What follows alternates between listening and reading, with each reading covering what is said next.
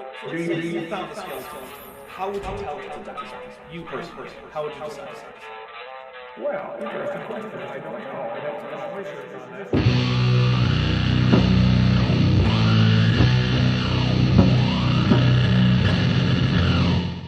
Hey there YouTube, the Dapper Dinosaur here. Today we're going to take a look at a talk given by Dr. Jeffrey Tomkins a few years ago at the Institute for Creation Research.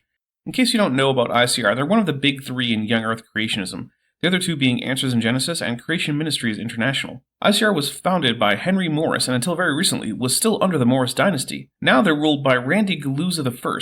He takes the very spicy stance that actually natural selection is fake, as it turns out. Of course, basically every creationist who isn't getting a paycheck from him, and a few who were, called this out as nonsense. But Randy isn't here today. Today, as I've said, we're here to talk about Jeffrey Tomkins, a PhD in genetics, who somehow forgets how to do basic addition in some cases. Often, when it would be convenient for creationists for the math to just, be wrong. Tomkins is the guy who once used a badly bugged computer program to pretend that humans and chimpanzees are less than 90% similar in alignable regions of their genomes. When this was pointed out to him, he fixed that problem and then just failed to do his math right to get a similar result. As far as I know, no correction of his basic math error has ever been issued. But here he's not talking about that specifically. This is going to be a wide range of arguments allegedly debunking evolution and confirming creation. So basically, this is a PhD who gets stumped adding 3-digit numbers together, who's about to overturn more or less all of science in about an hour. Let's see how it goes. Jeff, take it away. You know, God commands us in His Word to have an answer, an apologetic answer for these questions of our age. And it says here in 1 Peter 3:15, "But sanctify the Lord God in your hearts and always be ready to give a defense to everyone who asks you a reason for the hope that is in you." Which part of the Bible tells you that in doing so you should definitely make sure that you just do the math wrong? This man actually added 780 and 634 to get 1,307. For the creationists here who might be fans of Tomkins, the real answer is 1,414. To be fair, that is only an error of 7.6%, which for a creationist is actually not that bad, given that they tend to be off by more like 700,000%. But still, it's just addition. And in this day and age, you need to be ready to defend your faith in regards to evolutionary speculation that people will often hit you with. Or you could join the rest of the Christian world and stop denying obvious reality and more or less all of science. So what about science? Well, maybe take a leaf out of the book of Turtle of Hippo, which my audience has assured me is how the name is pronounced. In the literal meaning of Genesis Book 1, Chapter 19, he wrote, "Usually, even a non-Christian knows something about the earth, the heavens, and the other elements of the world. About the motion and orbit of the stars, and even their size and relative positions. About the predictable eclipses of the sun and moon, the cycles of the years and the seasons, and about the kinds of animals, shrubs, stones, and so forth. And this knowledge he holds to as being certain from reason and experience. Now it is a disgraceful and dangerous thing for an infidel to hear a Christian, presumably giving the meaning of Holy Scripture, talking nonsense on these topics. And we should by all means prevent such an embarrassing situation, in which people show up vast ignorance in a Christian and laugh it to scorn. The shame is not so much that the ignorant individual is derided, but that people outside the household of the faith think our sacred writers held such opinions. And to the great loss of those whose salvation we toil, the writers of our Scripture are criticized and rejected as unlearned men. If they find a Christian mistaken in a field which they themselves know well and hear him maintaining his foolish opinions about our books, how are they going to believe those books in matters concerning the resurrection of the dead, the hope of eternal life, and the kingdom of heaven, when they think their pages are full of falsehoods on facts which they themselves have learnt from experience and the light of reason? Reckless and incompetent expounders of Holy Scripture being untold trouble and sorrow on their wiser brethren when they are caught in one of their mischievous false opinions and are taken to task by those who are not bound by the authority of our sacred books. For then, to defend their utterly foolish and obviously untrue statements, they will call upon Holy Scripture for proof, and even recite from memory many passages which they think support their position, although they understand neither what they say nor the things about which they make assertion." Does the Bible and what it says support science? I don't particularly care. Scientific evidence does not depend on the Bible or any interpretation of it. Or does it support evolution? Well, you can't support science as a whole without supporting one of its most well-evidenced concepts. So, I guess that's the same question. And is evolution really science? Yes, it is. Even if you disagree with it, the study of evolution is something that is done by scientists who publish their scientific work in scientific journals. That's what makes it science. When people work on it, if they have to use a scientific method and publish in scientific literature. Now don't get me wrong, something being science doesn't automatically make it right. When people were looking for the ether wind by testing the speed of light in different directions, the fact that the ether didn't exist doesn't mean that what they were doing wasn't science. But the problem is that if you want to convince the scientific world that a widely held consensus in science is wrong, you have to actually do the work and bring forth disconfirming evidence. And as a pro tip to Tomkins, that usually means you need to get your math right. So maybe next time he writes a paper, he should pass it by a 5th grade math class for them to check his work, because that's the level of education it takes to find his math errors. And so we're going to be talking about that today, and I'm going to show you today that science unequivocally lines up with the scriptures and evolution does not. That's not how those words work. And in fact, God says this in his word. In Romans 1:20 through 22, the Apostle Paul said, Okay, I'm done with Bible verses for now. They don't matter to the science. Let's skip ahead until we actually get some claims that aren't just reading from the Bible. So anyways, I want to talk today about 3 different areas. I want to talk about the origin of life. I want to talk about the fossil record, and I want to talk about human origins. And I'm going to show you how each of these areas completely lines up with what the Bible says. Well, with what Tomkins says it says. Most Christians disagree with him on that, but given that he's a young Earth creationist, he better have some amazing evidence ready to discount basically all of genetics, chemistry, astrophysics, etc. So let's start with biological evolution and the timeline the evolutionists will give you if you go to a secular university and take classes in evolution. They will tell you that 4.6 billion years ago, the Earth somehow magically evolved. No, they won't, and even if they do, they should give you back your money. The Earth accreted, it didn't evolve. Evolution is something that happens to populations of living organisms, and the Earth is a planet, not a living thing. This isn't Ego, this isn't Zonoma Secot, this isn't even one of the Brethren moons. Earth is mostly a pile of iron, oxygen, silicon, and magnesium, most of which is not combined into anything organic, let alone living. The total biomass on Earth is about 560 billion tons. The total mass of Earth is 5 sextillion 972 quintillion 190 quadrillion tons. So the living part of Earth comprises roughly 0.35 zeros, then a 1% of the Earth's mass. Does that sound like the kind of thing that can reasonably be said to be a population of living things that can evolve? No, and that's of course ignoring the fact that before life, there'd be 0 tons of biomass on Earth, because that's how logic works. Oh wait, I forgot. Tomkins doesn't understand math. Anyway, the Earth didn't evolve and there wasn't magic.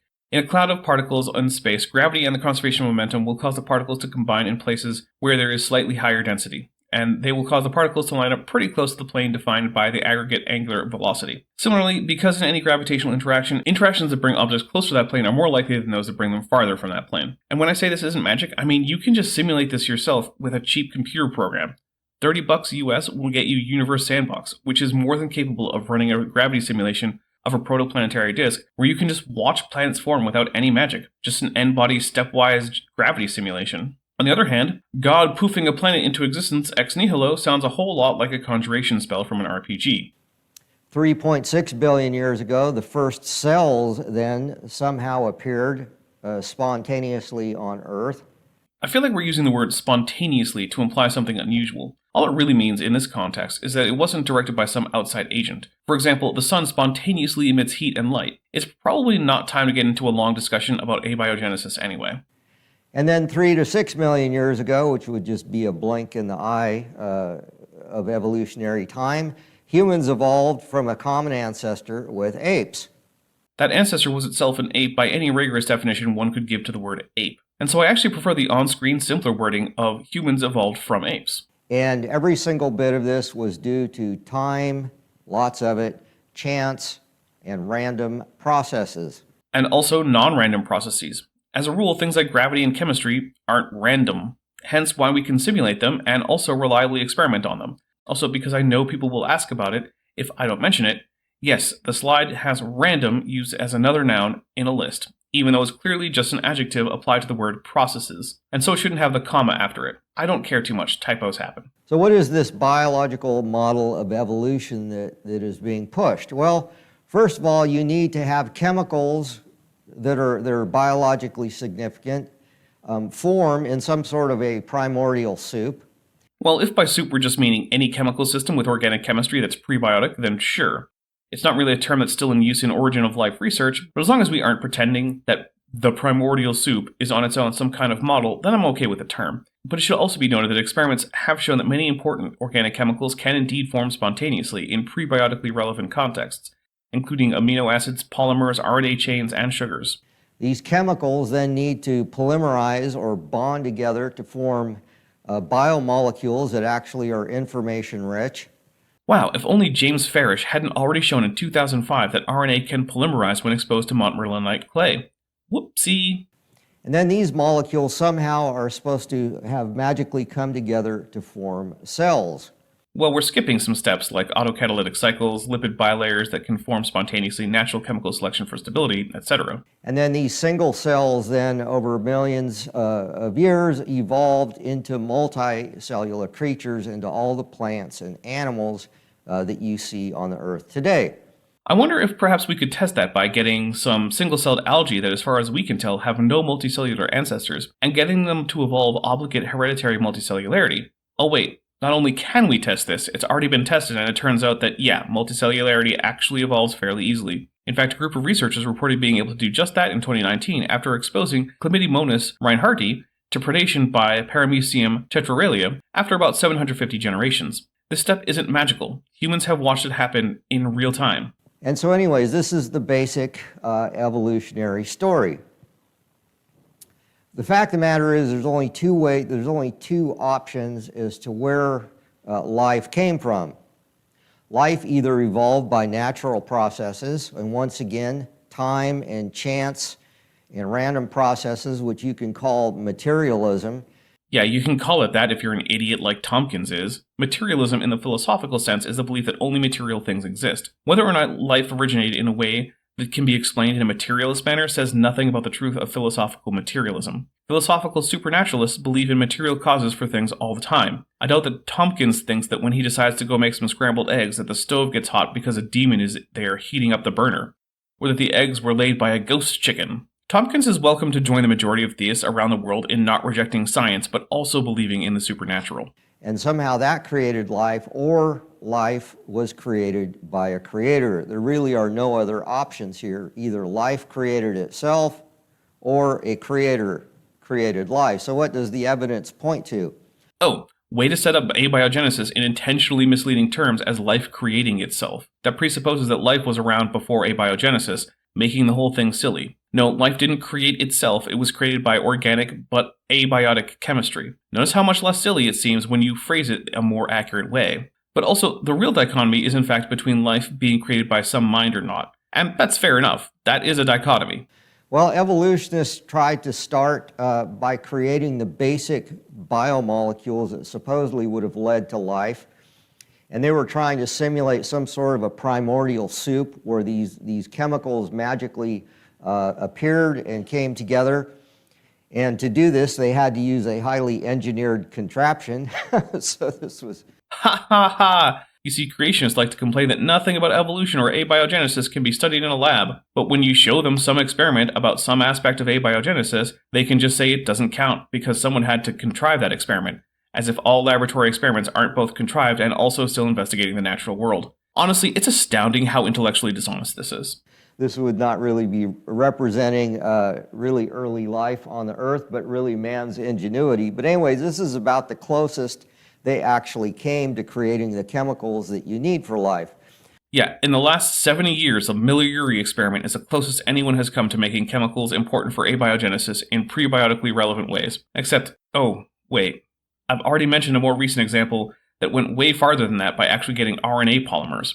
Nice to know that in addition to being demonstrably worse at math than a 5th grader, Tomkins is just outright lying. He's either lying that he knows better, or he's lying by presenting himself as someone who knows what he's talking about when he knows full well he hasn't checked the literature on this.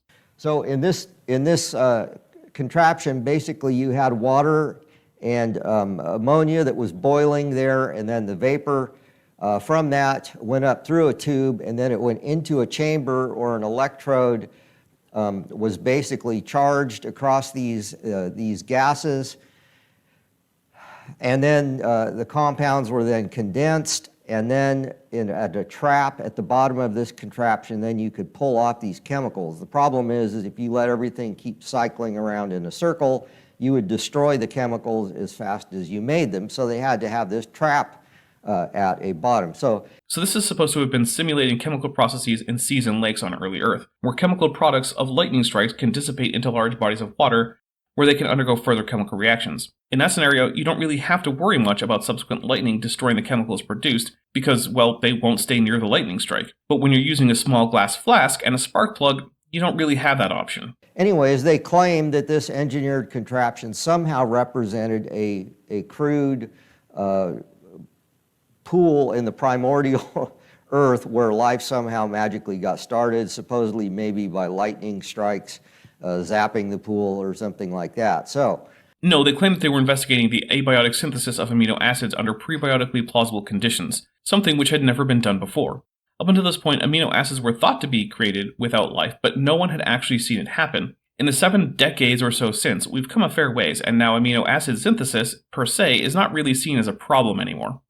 There was a lot of problems with this experiment, and first of all, they were only able to create very small, minuscule amounts of the very simplest amino acids needed for life. So amino acids are the building blocks of proteins.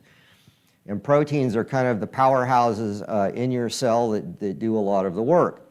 Right, meaning that the experiment was a smashing success because it did what it set out to do. Demonstrate the validity of the possibility of abiotic synthesis of amino acids. It was never designed to create life. That wasn't even a goal. But another problem was not only did they create extremely small amounts of these amino acids, but they were both left and right-handed versions. Well, molecules, just like your hands, are the same, but are stereoisomers of each other. Chemical molecules like amino acids can be either left-handed or right-handed as well. But the problem is your body and the cells of living things only use left-handed amino acids. So this contraption actually created a mixture of both left and right-handed. That's true, it did. I wonder if this is a problem that would have been worked on sometime in the last almost a century. Oh wait, it has. In 2013, Prakash Joshi et al. Reported that, in fact, our old friend montmorillonite not only helps with the synthesis of RNA, but also facilitates homochiral selection. In 2009, Ronald Breslau found that in solutions with even slight excess of either-handedness, which can occur prebiotically, increase that imbalance, allowing for a greater solubility of the amino acids, which can be selected for. How life ended up with homochiral biomolecules is still an open question, but to pretend that we haven't made any progress in 70 years is just a lie. There are now plausible, if not fully confirmed, mechanisms that were unknown when the Miller-Urey experiment was conducted. What Tomkins is doing here is like him complaining about TVs because they are so small but bulky and don't even display in color, because the last time he checked on TV technology was 1952. Hey Jeff. Yeah, Jeff. We have giant flat-screen plasma TVs with full color and high dynamic range now. It's been, a few years. And of course, as I mentioned earlier, the experimental conditions destroyed the molecules as fast as it made them. And as I described, that doesn't matter, because the place this chemistry would have gone on in the wild, was not a tiny flask, but at the smallest, a lake. But the thing is that we have a chicken and an egg kind of situation going on. But it's actually worse than what came first, the chicken or the egg, because you need DNA to code for protein, and from the DNA an RNA copy is made that basically is the template for the protein. Well, that's how life works now, yes, but RNA can and does form spontaneously. RNA can make copies of itself as well as make proteins all on its own, and DNA was probably not present in the first life. RNA comes first, and it demonstrably does not need DNA to be a template for it. And so in other words, you need RNA and DNA to create proteins, but you also need proteins, or these machines, to copy DNA and to replicate DNA and to make RNA. So all of these things, DNA, RNA, and proteins, are all dependent on each other. So it's a three-way situation that's worse than just, say, a chicken or an egg, two-way situation. You need all of these things coming together at the right time inside a cell for life, not just a few random amino acids popping up in some primordial soup. No. And of course, evolutionists themselves have recognized this problem. Sir Fred Hoyle was a famous astronomist. It's astronomer, not astronomist. Who calculated the actual odds of a protein, a single protein arising by chance, and that was 1 in 10 to the 40,000th. And he actually said that that was the same chance for a tornado to sweep through a junkyard and leave behind a Boeing 747 full of fuel and ready to fly. So those are just the odds of getting a simple protein coming together through random processes are basically impossible. Well, good thing chemistry isn't random then, isn't it? And since it's not random, and we actually have experiments showing that many possible options for abiogenesis are plausible, his meaningless calculations are just that, meaningless. And of course, his calculations also ignored selection, which can and does happen in chemicals. If you wanted randomness to create a plane, that's actually not impossible. One can create vehicles and engineering software via genetic algorithms, which are essentially a computing analog to biological evolution, and they are in fact used to design things in the real world. They take what starts out as essentially random code, have a selection criterion or a few weighted criteria, and then through generations of mutation, selection, and then further mutation of the best performing codes, you can indeed design an airplane. Hoyle, who was an odd duck in being a staunch atheist but also a strict anti-evolutionist, picked perhaps the worst analogy for life imaginable, a designed non-reproducing object. It's the same mistake William Paley made with his watch. But you know how I mentioned that life requires DNA, RNA, and proteins Yes, I remember how he lied about that. to get going? It's actually even worse than that, because you need lipids to create membranes to basically form the boundary for the cell, or the cell membrane. Lipids spontaneously form bilayer capsules that are essentially the radically simplified version of a cell membrane just by existing. If they have a hydrophobic and a hydrophilic end, then they'll arrange themselves that way simply because of the forces acting on them. Again, how they become associated with other parts of living things such as RNA is currently an open question, but pointing out that something is an open question is really the same as saying it can't happen. For example, I don't know how to build a rover that could roam around the moon Titan, but that doesn't make it impossible to do. I'm not even sure anyone knows how. But I know there are people with a better idea than me, but even if we went back 1,000 years to when no one knew Titan even existed, the ignorance doesn't make that impossible. Similarly, even in 1952, when what Tomkins seems to think was the one and only experiment in the origin of life studies was conducted, the fact that we then didn't know about RNA polymerization in clay didn't make spontaneous RNA polymerization impossible. To enclose everything within the cell, you need carbohydrates in the cell for basic metabolism, for signaling, for forming a cell wall, say in plants or fungi or bacteria, which have cell walls, animals don't. None of that is required for any life, and the first life probably didn't have cell walls or carbohydrates beyond the most simple ones. Pro tip: if you're pointing out that something, like cell walls, are important to some organisms but not others, that means we don't need to account for it when studying the first life, because apparently the first life didn't need to have those things. Further, the first ever living cell was radically more simple than any bacterium alive today. Bacteria are the products of billions of years of evolution, as is all other life. So while bacteria may seem small and simple relative to, say, eukaryotes, or even macroscopic organisms, remember that they're vastly more complicated still than what we might first be able to call a living organism. And so basically it's even more complex than just needing DNA, RNA, or proteins. Yes, modern life is far more complex than what could likely emerge from prebiotic conditions. Good thing that no one is proposing that that's what happened.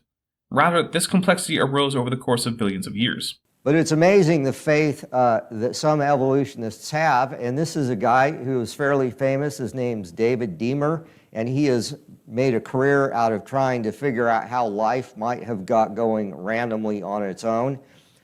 And he actually poured what he thought were all the basic essential chemicals that you would need to build a cell, including lipids, mixed them up in a beaker, and then went and poured them in a mud puddle, thinking he was going to get life. Well, I think we could all, most of us in here, could tell him what he would get. Absolutely nothing. Well, yeah. First, life didn't start by just pouring a bunch of chemicals in a puddle. No one thinks that, and he wasn't trying to get life. He was testing how chemicals adhere to the specific kinds of clay in not just some puddle, but geothermal pools. Turns out that in this case, the chemicals bonded more tightly than expected to the clay, making them unavailable for future reactions, which may have been a disappointment for Dr. Deamer, but it's not exactly some big blow to the whole field of abiogenesis research. Negative results are important, and they rule out possibilities. But anyways, he says this in this book, which I actually have in my office, and he says the results are surprising and in some ways disappointing. It seems that hot, acidic waters containing clay do not provide the right conditions for chemicals to assemble themselves into pioneer organisms. Yep, good thing that isn't the one and only option. But also, it's nice that Tomkins has stopped pretending that origin of life experiments stopped in 1952. So in other words, he put, just assuming all these chemicals magically popped into existence somewhere in the deep primordial past, he actually put them all together in the same beaker, which is, not reality, but then on top of that, poured it into a mud puddle thinking he was going to get life and was surprised nothing happened. How much more blatantly can you lie about this? And of course, no experiment is reality. Reality doesn't have controls. Reality is messy. You do experiments precisely because they don't have all the problems of reality. The fact that at one point creationists will complain that nothing about evolution can be examined in a lab, so it's not science, but then at a different time, they'll say that laboratory experiments don't count because they aren't the same as what happens outside of a lab, as if that weren't part of the point. If there were ever a better way to show that creationists, by and large, do not care about science, evidence, or truth, I can't imagine what it would be. Well, let me give you some more quotes from evolutionists who have recognized the serious problem for where life came from. Harold Morowitz, who is a biophysicist, tried to figure out the chance of a bacterium resulting by the chance combining of pre-existent building blocks, much what David Deamer did in that previous slide I showed, coming together to form a cell, and it was 1 chance in 10 to the 100. What is that, 1 billion? Yes, it is a billion. Nice that we have yet another example of the fact that Dr. Tomkins struggles with 5th grade math. So I guess Harold Morowitz must have been a huge skeptic about abiogenesis, and his work probably presents problems for such occurrences, right? I mean, otherwise this would just be, well, not even a quote mine, but still an out-of-context reporting of a conclusion Dr. Morowitz reached. Well, let's read a section from his wiki page, since that will be more than enough to show what Dr. Morowitz was on about. Quote, Morowitz's book Energy Flow in Biology laid out his central thesis that energy that flows through a system acts to organize that system, an insight later quoted on the inside cover of The Last Whole Earth Catalog. He was a vigorous proponent of the view that life on Earth emerged deterministically from the laws of chemistry and physics, and so believed it highly probable that life exists widely in the universe. In 1981, he testified at McLean v. Arkansas that creationism has no scientific basis and so should not be taught in science in public schools. End quote. So it's pretty clear that the reason Morowitz provided this astounding figure is because he was trying to show that stochastic accounts for the origin of life probably don't work, and that his more deterministic outlook did. In no way was he proposing that there was some barrier to abiogenesis. Indeed, he pushed forward research showing that abiogenesis is in fact plausible, and he thought it so plausible that he expected at least simple life to be found anywhere it could exist in the universe. Now, I personally think that life is probably less common than he expected, but to reference Dr. Morowitz as a skeptic of abiogenesis or someone who put forward problems for it, once again, is deeply dishonest. Am I the only one getting exhausted by pointing out all the times that creationists will just lie about almost anything to pretend that their view of the history of the universe is anything but completely wrong on the face of it? It's one thing to believe something silly. Most people do, whether it be that cops are there to serve and protect or that humans aren't apes. But it's an entirely different thing to not only believe that, but to spread it by telling obvious falsehoods to uninformed people who trust you because of their previous religious bias. One of those is unfortunate. The other is plain old evil. Yes, I'm calling Jeffrey Tomkins an evil person. I'm honestly not sure what else can be said. He is actively retarding the scientific literacy of the world and lying to do so. He has bad aims and is using bad means to achieve them. Sure, he's not Pol Pot, but it's hard for me to see any way in which I can conclude that he is not actively and intentionally making the world worse. Sir Bernard Lovell, an astronomer, in the Center of Immensities, basically said it was effectively zero. Oh, a reference to a 1978 book that doesn't seem to be publicly available. Literally the only place I can find this is in a list of quotes from creationists. Given the long and well-documented history of creationists failing to go back to the original source and thereby just perpetuating not only just out-of-context quotes, but actually incorrect quotations, I have no way to say that this is even something he said or implied, or in what context he did so. But I can say that 1978 is a pretty old source to be using for such a rapidly progressing field as origin of life. Also, I think it's fair to point out that what an astronomer says about such subjects outside his field is about as important as what any other intelligent but non-expert layperson says about it. And Francis Crick, who was one of the guys who discovered the structure of DNA back in the 1950s, said, Does anyone remember when this talk was supposed to be about evolution? Because I remember that. Here's a fun thing. If abiogenesis is impossible without a miracle, it does literally nothing to change biological evolution, which doesn't start until after we have living things.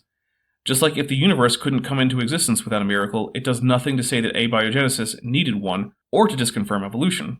Life itself, in its origin and nature, it can never have been synthesized at all any time. Oh great, a 42-year-old book I also don't have access to, and can't even find this quote among the list of Creationist quote mines. So I guess I'll just have to go based off Crick's general views. Fortunately, this time we don't really have to go into his weird and very obviously wrong race realism nonsense, although odd that the totally not racist Institute for Creation Research would quote a famously racist scientist, but either way, that's not the point. Crick was working at a time when ribozymes had not been discovered, and he thought that the only enzymes on Earth were proteins.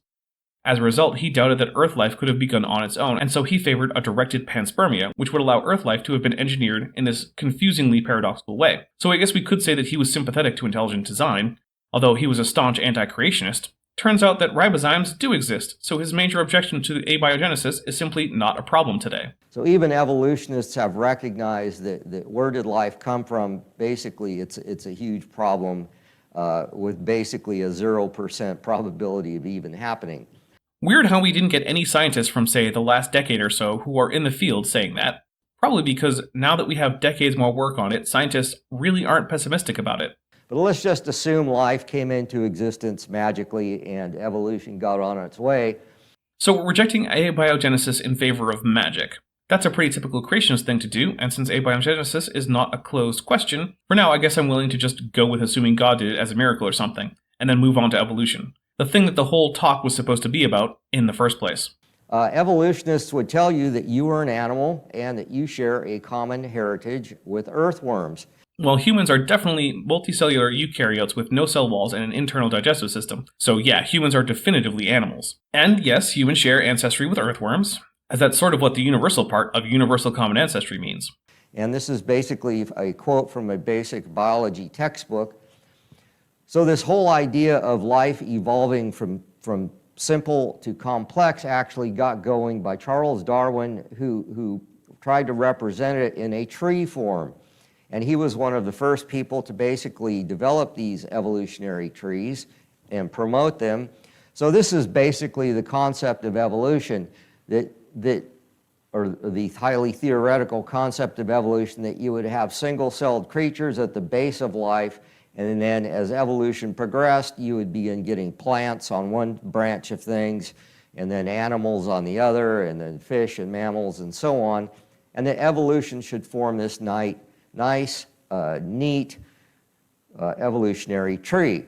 Well, things like incomplete lineage sorting and horizontal gene transfer can certainly muddy up the nice, neat splitting that ideally we could see. Turns out that biology is messy. And so there's the evolutionary tree where you just got basic groups of animals kind of broken down.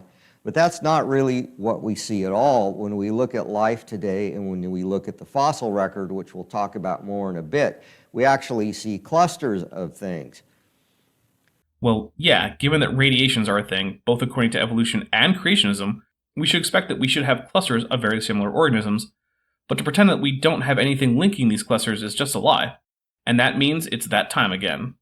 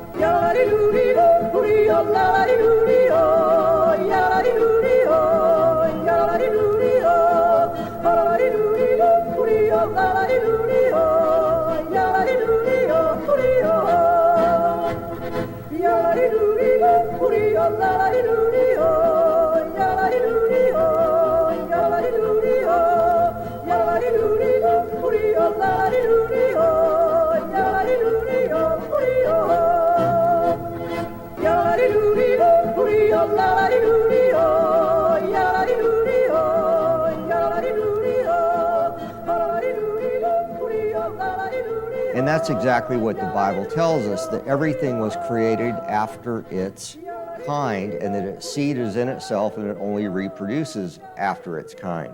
And so humans only make more humans, dogs only make more dogs, and frogs only make more frogs, and roses are just roses. Which, given that it's in line with monophyly, isn't something that is not what evolution would say. When the first bilaterians evolved, they didn't stop being eumetazoans. When the first deuterostomes evolved, they didn't stop being bilaterians. When the first chordates evolved, they didn't stop being bilaterians. When the first vertebrates evolved, they didn't stop being chordates. When the first bony fish evolved, they didn't stop being vertebrates. When the first tetrapods evolved, they didn't stop being osteichthyans.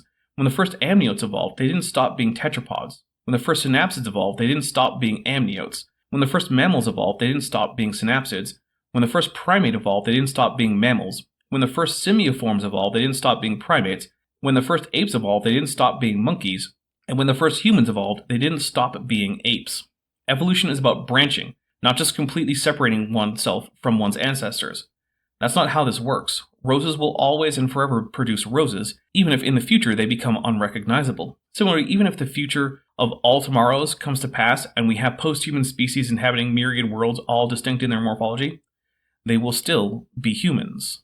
We never see one fundamental type of creature evolving or changing into a new one. Because that would violate the principles of evolutionary biology as they are currently understood. Why is it that even PhD-level creationists always want as evidence for evolution things that would invalidate evolution? It's like asking to see Jesus' bones to demonstrate the truth of Christianity, despite the fact that the whole point is that he didn't stay dead and isn't dead now. You shouldn't be able to find his bones if Christianity is true. And of course, the scriptures are quite accurate on that. So do we actually see an evolutionary tree when we look at biological life across the spectrum?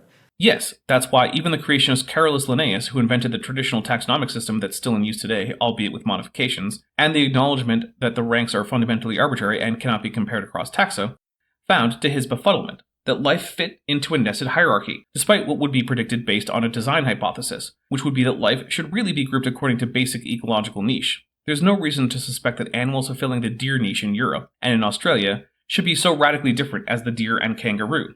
And yet, here we are. And this happens all over the place.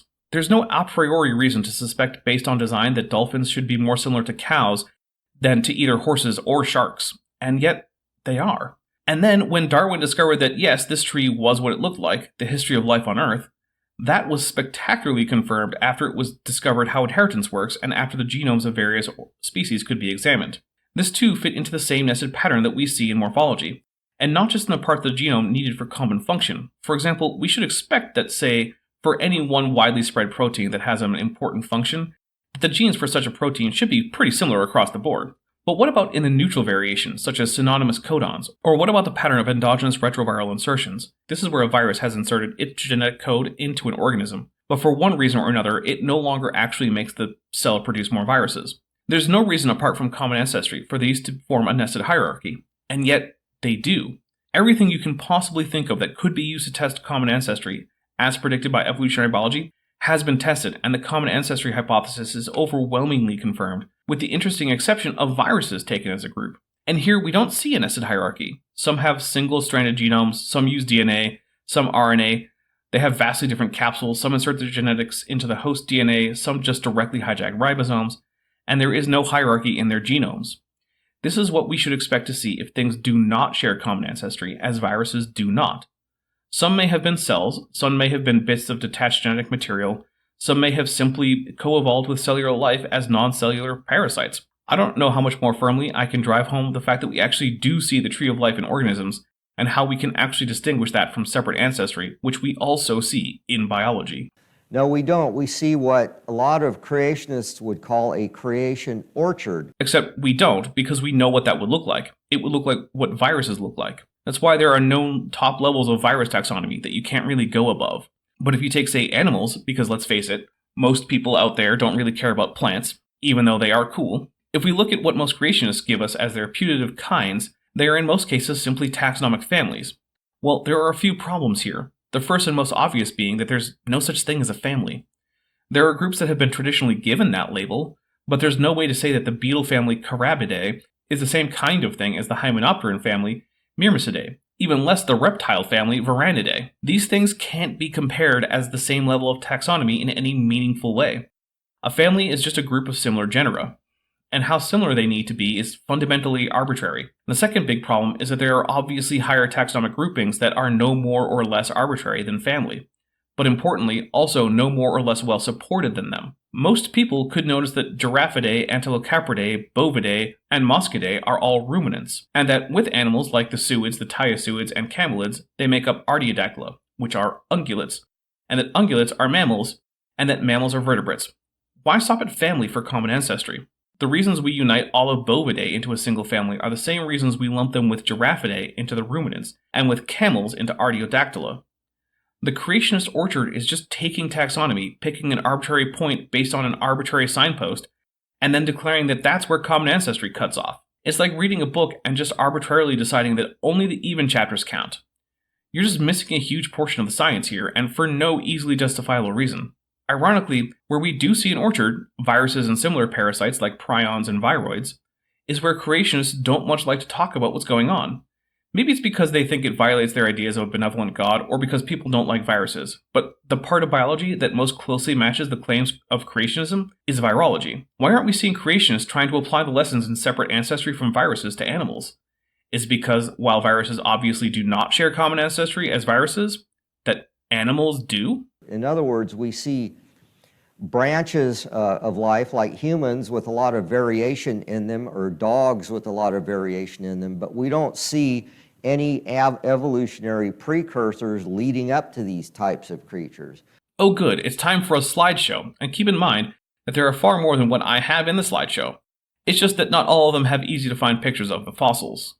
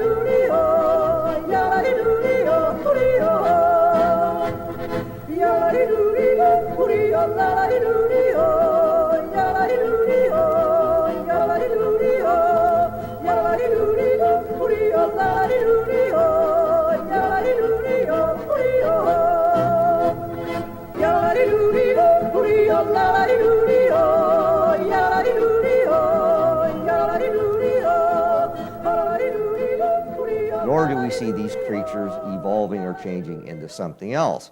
Yes, we do. In fact, just the orchard has that. If it has any splits at all, then we are seeing organisms evolving into something new. Now, what that new thing isn't going to be radically different from what it was before the split, but that's rather the point. Evolution means diversity increases over time, but it also means that if you look at the evolution in one lineage in a relatively short amount of time, you won't see huge amounts of change. But still, just the fact that the orchard model has the same kind of splitting evolution puts below the trunks of the orchard is prima facie evidence that evolution is occurring. That's why for so long creationists railed against things like the evolution of the giraffe or the horse. But now most creationists say that since the kind is at the family level, these things probably really happen, and that equid and giraffid fossils probably do represent ancient relatives of the modern animals that are all descended from a common ancestor. But in the Darwinian evolutionary model, which being a century and a half old is not the current model in evolutionary biology. This is how it supposedly is supposed to work. You would get mutation. In other words, there would be errors in the DNA, and then somehow those errors would magically create new, important, and useful information, and then nature would magically somehow select that individual with that improved mutation, and then over billions of years, you would get evolution. Well, there's certainly a lot to unpack here. First, let's not pretend that the scientific explanation is the magical one, where the direct magic from God explanation is the naturalistic one. Next, let's take a look at the idea of information. Tomkins, like all of his ilk, is loath to give any kind of definition for information that would allow us to measure how much information is in any given organism, compare this amount between organisms, or determine if a mutation has increased, decreased, or done neither to the information in the organism's genome. So we'll ignore the information thing unless he is willing to propose some way that anyone, creationist or otherwise, could even begin to assess the claim. But the broader claim about mutation is that it doesn't really help, because it can't produce novel functions. To this, I present the Antarctic icefish. This animal lives in the southern oceans in conditions well below freezing, where most fish similar to it could not survive, because ice crystals would form in their cells, killing them. They have a gene for something called antifreeze glycoprotein, and the exact chemistry and mechanism of the protein is not really important, but the study I'm referencing is Molecular Ecophysiology of the Antarctic Notothenoid Fishes by C.H. Christina Chang and W. William Dietrich. Not sure if I pronounced that last surname correctly. It was published on the 21st of May 2007 in the Philosophical Transactions of the Royal Society, and is linked in the description if you want more information. So why am I bringing this up? Well, because interestingly, we can actually trace the mutations that happen to create this protein out of a trypsinogen protein. As the name implies, trypsinogen is a protein that when activated forms trypsin, an important enzyme for the metabolism of proteins in the pancreas. It is stored in this inactive form because if it were stored as trypsin, the active form would be destructive to the proteins of the pancreas, so it's only activated as necessary. Anyway, the antifreeze glycoprotein in the icefish is actually derived from a part of the trypsinogen gene that was duplicated by mutation, and then subsequently further mutated, giving it new function. We know precisely which mutations happened, and we can see what was once a protein to digest other proteins has now become a protein that keeps ice crystals from forming inside icefish cells. But also the fish retain the original protein, and so can keep performing protein digestion. If this isn't mutation leading to new function, and presumably therefore new information, then I don't know what could possibly count as mutation doing so. And I suspect that it will be rejected by creationists anyway, because here's the secret. The whole no new information thing is intentionally ambiguous and untestable. It sounds like it's an important point, but when you dig into it, it must either be nothing, or if it means anything at all, it's already known to be false. So on to natural selection. This talk, as I've said earlier, is one given in the Institute for Creation Research conference room. Other than presumably being in Texas, I don't know where that is, but I know it's run, obviously, by the Institute for Creation Research. They stand alone among the major creationist organizations in rejecting natural selection. But let's see what natural selection is and see if there's any good reason to doubt that it occurs. It is fairly obvious that not all organisms have the same reproductive success as other members of their species. For example, I live with 3 dogs. 2 of them have been spayed, and the chances that they will ever reproduce is now 0. But obviously, dogs are in no particular danger of going extinct, and this is because not all dogs are spayed or neutered. But if we look at nature, we can see similar things. For example, let's say we look at organisms that are semiparous. That is, they only reproduce once, usually at the end of their lives. Female squid are semiparous, and so any female squid that dies as a result of predation has now entirely failed to reproduce, whereas her fellow female squid, who do reproduce, are obviously more successful at reproducing. But even in iteroparous species, that is, species that reproduce more than once per lifetime, like most mammals, it's clear that some organisms may be killed before reproducing as many times as another member of the species. So we know reproductive success is relative and varies within any given species. And also, it is clear that organisms also vary in their traits. Among the same species, there is variation in size, proportion, coloration, and many harder to see things such as biochemistry. Clearly, in any given environment, some traits or combinations of traits may lend themselves towards more or less reproductive success. Next, we must link this to genetics. Fortunately, this is easy. Gregor Mendel, the man who more or less invented genetics as a field, already noticed that traits were tied to some underlying mechanism which was heritable, and that there were certain mathematical relationships between these genes and how traits were realized in the organism. We now know that these genes exist on the DNA, but even if we didn't, we really wouldn't need to. So now we know that the traits which can affect differential reproductive success can be inherited. As a result, those organisms with the highest reproductive success will pass on their traits to a higher proportion of the next generation than those organisms with less reproductive success. That's all natural selection is. Traits vary, and some traits result in better reproductive success. This changes the next generation to be better suited to the environment in which those traits lead to better reproductive success. It's hard to imagine how you could reject this without rejecting the basics of genetics, and not just modern genetics, but like 19th century Mendelian genetics are all you need to conclude that this must work. In fact, in analogous situations involving genetic algorithms, you can use this idea of variable traits and reproductive success to train AIs to complete tasks or design mechanical devices or vehicles using a computerized version of natural selection. There's a lot of problems with this. First of all, we don't see a mechanism for evolution happening right now. Oh, so I suppose the Lenski long-term Escherichia coli experiment doesn't exist. I guess apple maggot flies in North America aren't speciating as I type this. I guess nylonase doesn't exist. Oh wait, Yes, all of those things are real. Evolution is happening right now, both in the lab and in the wild.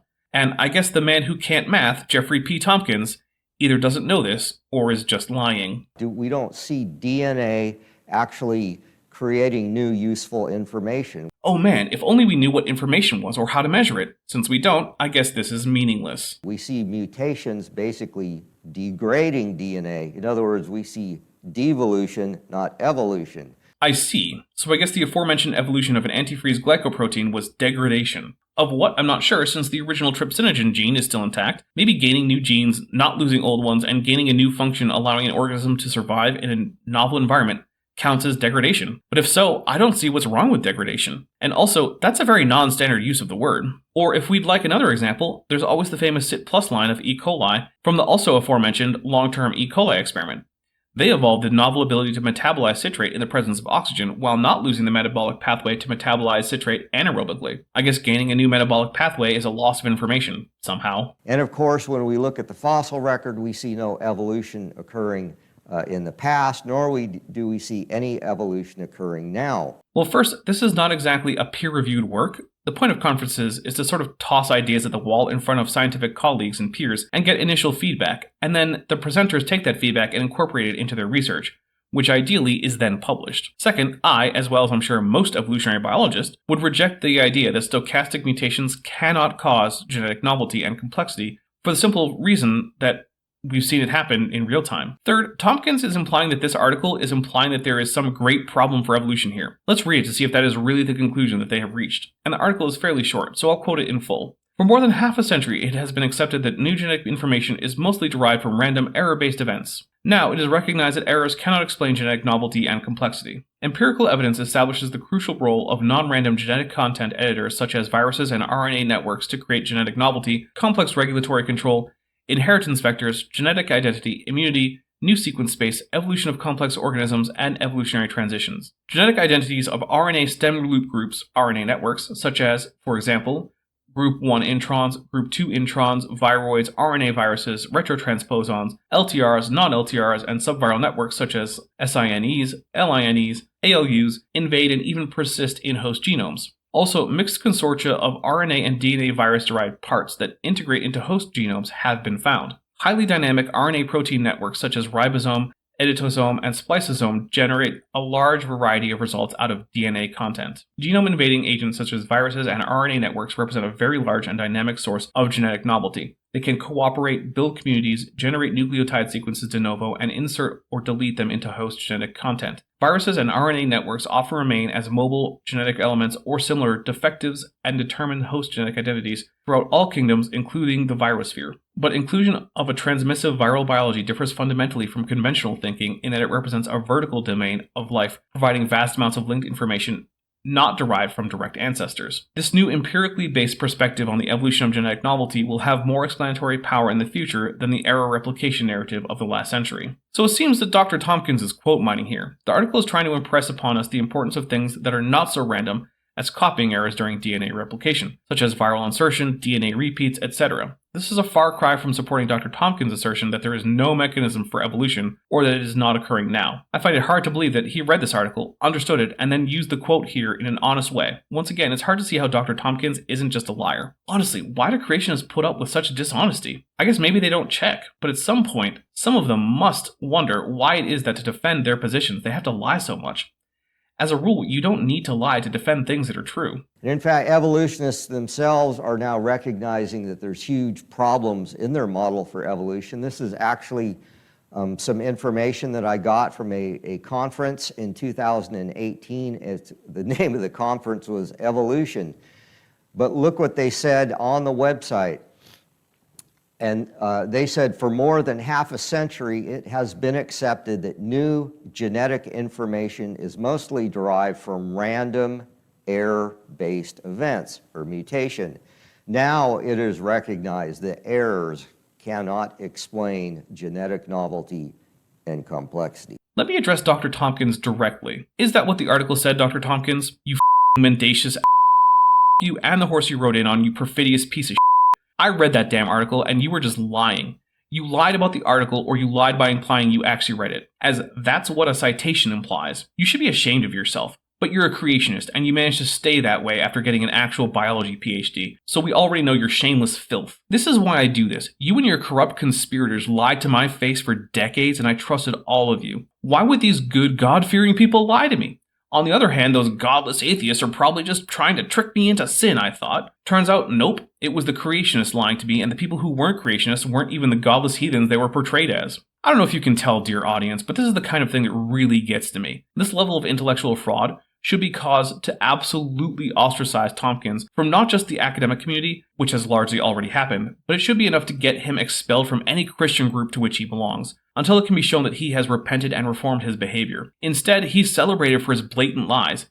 I guess his version of Christianity has just decided to ignore the 9th commandment. Weird then how many of them want to put up the 10 commandments outside of courthouses if they don't even like one of the least controversial commandments among them. Maybe Tomkins isn't bad at math after all. Maybe he's just so dishonest he doesn't feel like he needs to bother to even get basic arithmetic right, since no creationist will check him on it, and of course he can safely ignore real scientists. I'm not sure I'd go that far, but I still think his mathematical incompetence is better explained by just that, incompetence, than it is by malice. But at this point, malice is at least much more likely and definitely on the table. I'll be honest, this is my first time responding to Tomkins that I can remember, and I started out this video series being optimistic that he was just bad at his job, as I usually do with creationists. I really get tired of being disappointed by this. I know at this point I should just expect all the PhD young Earth creationists to just be outright liars, but I can't bring myself to be that pessimistic about people. Even young Earth creationists. It's happened with John Sanford, who I was ready to have a high opinion of based on Sal Cordova's estimation of the man.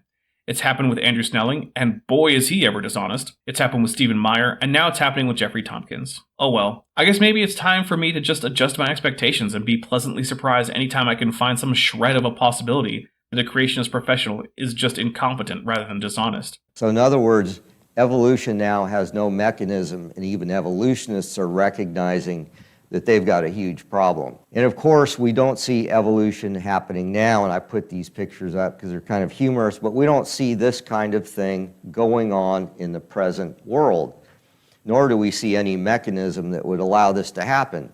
Gee, why are there no chimeras combining Cuvier's dwarf caiman, Paleosuchus palpebrosus, and the Taiwan barbet, Slopogon nucalus? Or between a western gorilla, and a platypus, Ornithorhynchus anatinus, or between a red kangaroo, Ostrantor rufus, and a baby African bush elephant, Loxodonta africana.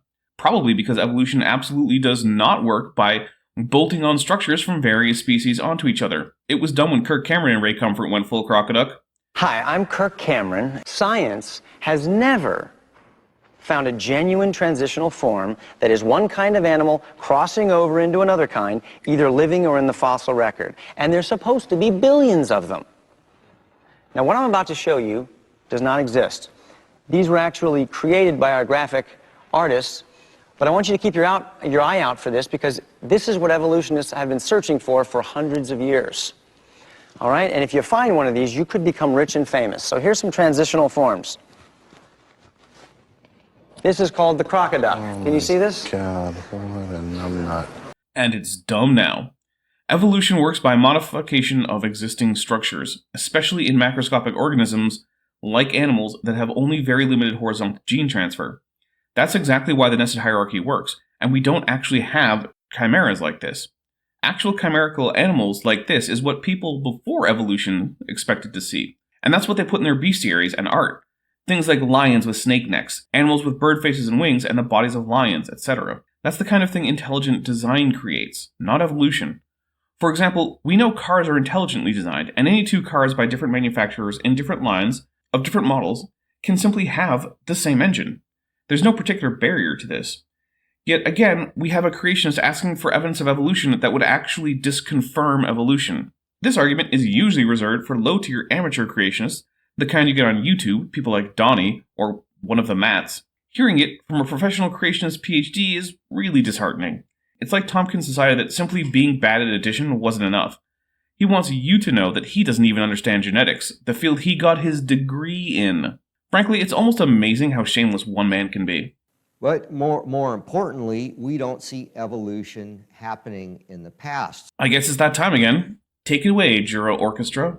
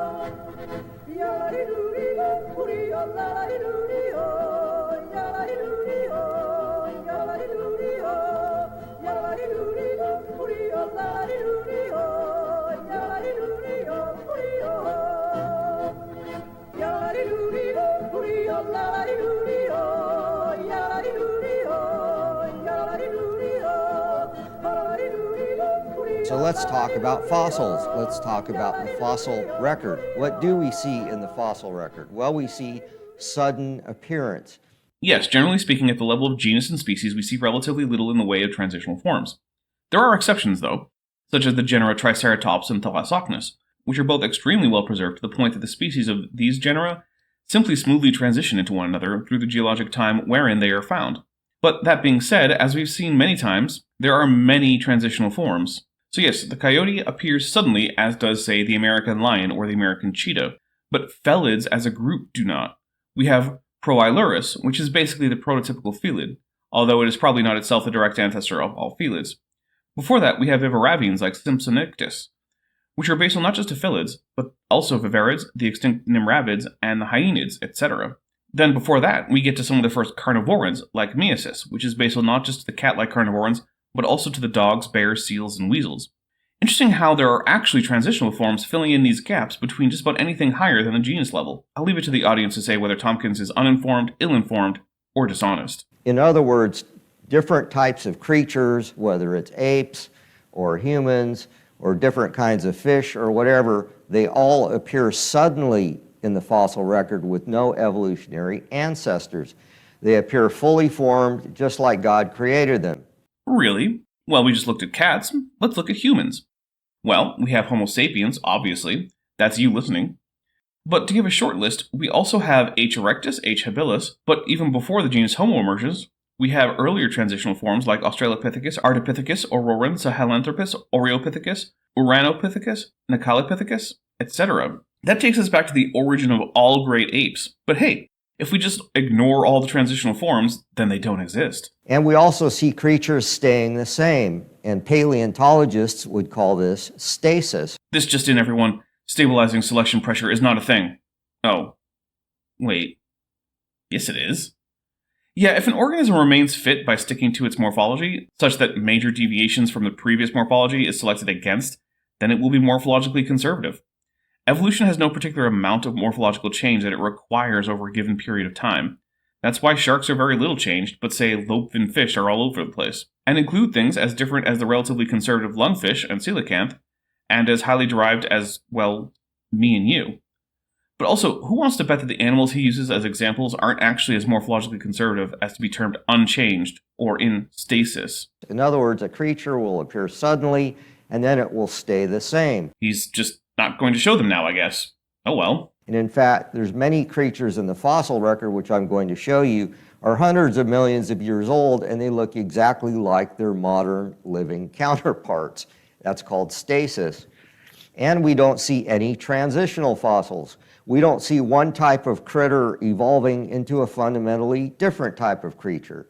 There's no transitions going on in the fossil record. Well, again, what's a kind? But also, I guess it's that time again.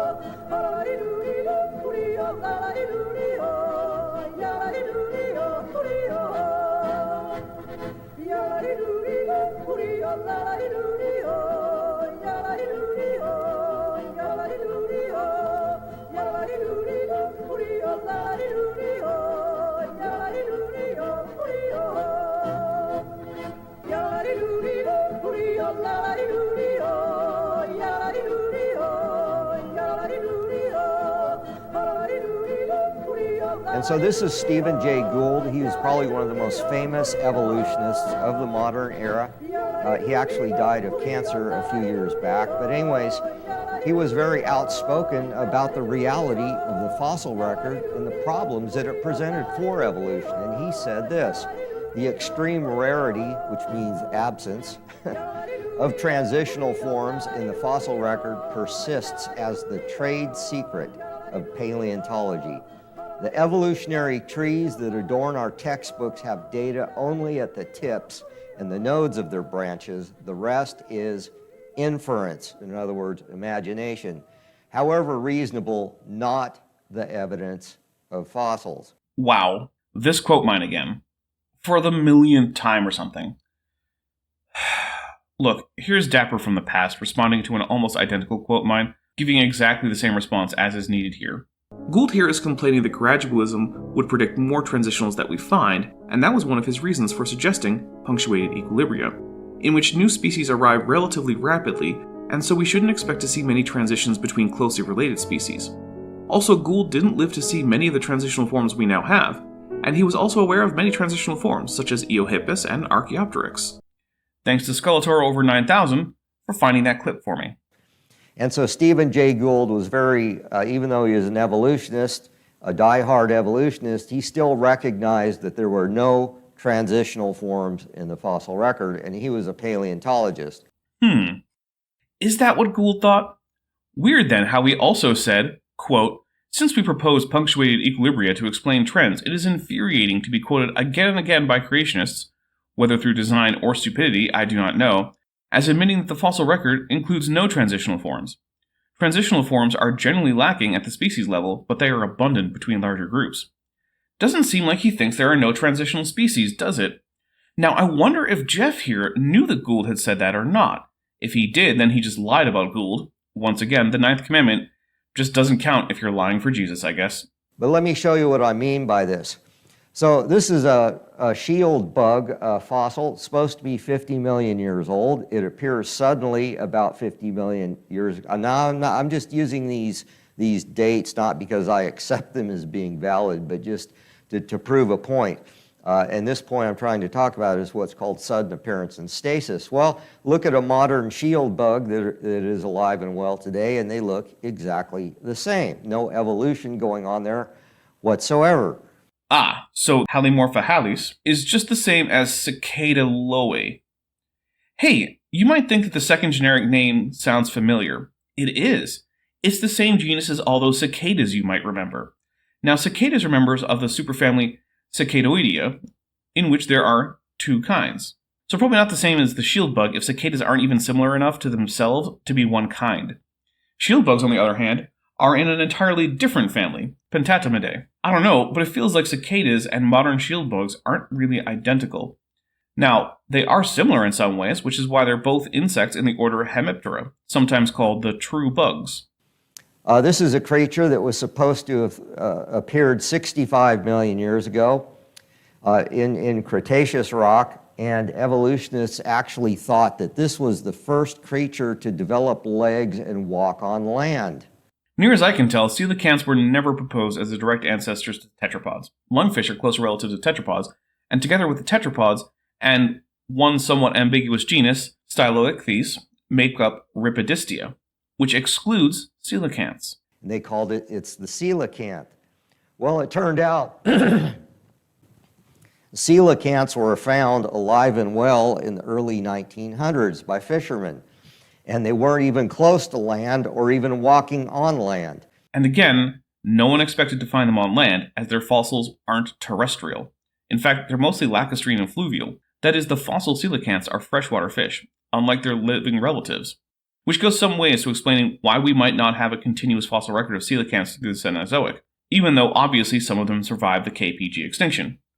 Deep marine rock is on the whole younger than continental rock, and since the KPG, we haven't had a whole lot of turnover of deep sea rock being pushed up onto continents. In fact, I'm not aware of any Cenozoic fossil bearing deep sea sediment. On the other hand, we have had plenty of it subduct. As a result of this, and the fact that it's more or less always been this way, deep-sea fossils are some of the rarest fossils, and so we will probably never have a good idea of the history of life in the deep oceans, even though surely it's been there the whole time. Unfortunately, for our study of Cenozoic coelacanths, the deep sea is the perfect place not to be picked up in the fossil record. And before you ask, no, that doesn't mean that Megalodon is hiding down there. For one thing, Megalodon is a shallow water species, and for another, it was probably eating whales. That's not easy to come by regularly down in the bottom of the ocean. The Meg just doesn't exist.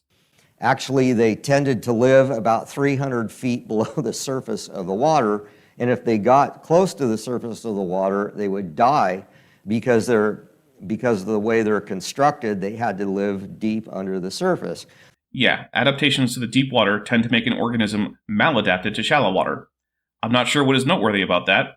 Ever see a blobfish? Did you know that that animal in their natural habitat looks like this? Still, not exactly the best looking fish in the sea, but far from the monstrosity it becomes up on the surface. So what? Deep water coelacanths are in a shocking twist deep water animals. Now, can you say the same thing about coelacanths found in the Mesozoic river deposits?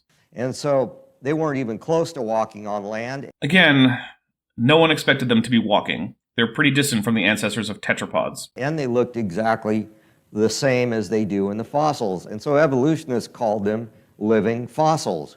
Do they look the same, though? You see, the two modern species of coelacanth are in genus Latimeria, a genus unknown in the fossil record. Look, here are some examples of coelacanths, all about the modern ones from the Mesozoic. Funny how none of them look exactly like the modern coelacanth, except, you know, the modern coelacanth. But further, even if we did have Latimeria fossils from the late Jurassic, or from the Oligocene, or something like that, then what? Evolution doesn't require a certain amount of morphological change. There's no minimum amount of morphological change, or evolution is disproved. So here's a lobster fossil, supposedly 100 plus million years old. And what does it look like? It looks like lunch. It looks like exactly modern lobsters do. No evolution going on there whatsoever. I guess I'll just say it again. Evolution doesn't require a certain amount of morphological change. There's no minimum amount of morphological change, or evolution is disproved. You notice I keep going back deeper here in evolutionary time. I did notice that, actually. I'm not sure why it matters.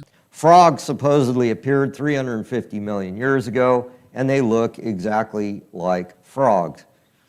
No evolution there whatsoever. Oh, okay. Let's look at Triodobactrachus, the earliest known frog. Notice that it still has reasonably prominent ribs. It has a tibia and fibula that are both similar in size and robust. It has short metatarsals. It has 13 or so dorsal vertebrae. It has a tail that would have extended past the body wall, and its sacrum is about a third the length of its thorax. Now, a modern frog has a fused tibia and fibula, long metatarsals, about half as many vertebrae, no ribs to speak of, no tail, and a sacrum that is about as long as the thorax. I don't know, looks like a lot of change to me. I guess Jeff is just lying to us, or just doesn't know the first thing about the fossil record of frogs, and so probably shouldn't be talking about it. Neither is really a good look. What about horseshoe crabs? They're alive and well today. Horseshoe crabs supposedly first appeared in the Cambrian 400 plus million years ago, and what do they look like? Horseshoe crabs. So the broad group of animals that include fossil so-called horseshoe crabs is Xiphosaura. This family is far from the only Xiphosauran family, and it's not the oldest. Take a look at the primitive stem Xiphosauran, Debasterium durgae. Its cephalic shield isn't horseshoe-shaped, its abdomen is still segmented, and it only has a short telson. But under the hood, we find it has many more limbs than a modern horseshoe crab, and those limbs are biramous. That is, they actually have a branch, whereas modern horseshoe crabs have uniramous limbs that do not branch to two. Here's Lunatapsis, the earliest known true Xiphosauran. Notice how the thorax is still segmented distinctly rather than fused into a single piece like in modern horseshoe crabs, and how there are no spines on the fringe of it. Are Xiphosaurans a morphologically conservative group of arthropods? Absolutely they are. Have they changed through time nevertheless? Obviously so, and the earliest ones look more basal than the later ones. And the more recent the fossil horseshoe crab, the more it tends to look like modern horseshoe crabs. Anytime a creationist shows you a picture of a modern animal and an animal in the fossil record, find out what the fossil animal is, as well as which animals are the oldest known members of the group in question. Oddly enough, you'll pretty much always find that what they are showing you is a fairly recent fossil, at least in terms of the age of the group in question, and that you can find older fossils showing significant morphological change. Sometimes you'll find that they're just lying to you about the fossil and living organism being the same at all. No evolution going on there whatsoever. Funny, because I'd call going from biramous to uniramous legs, reducing to about half the number of appendages, fusing the abdominal segments, gaining abdominal spines, and the lengthening of the telson for defense and stance recovery purposes counts as evolution. It is certainly not just complete stasis, and it involves the transitional species that Tomkins likes to pretend aren't real. Seriously, finding transitional xiphosurans is like a Google Scholar search away, but Tomkins already knows that and is lying. Or is just too lazy to see if he's right and doesn't care enough for it to bother him that he's giving unverified information to his audience.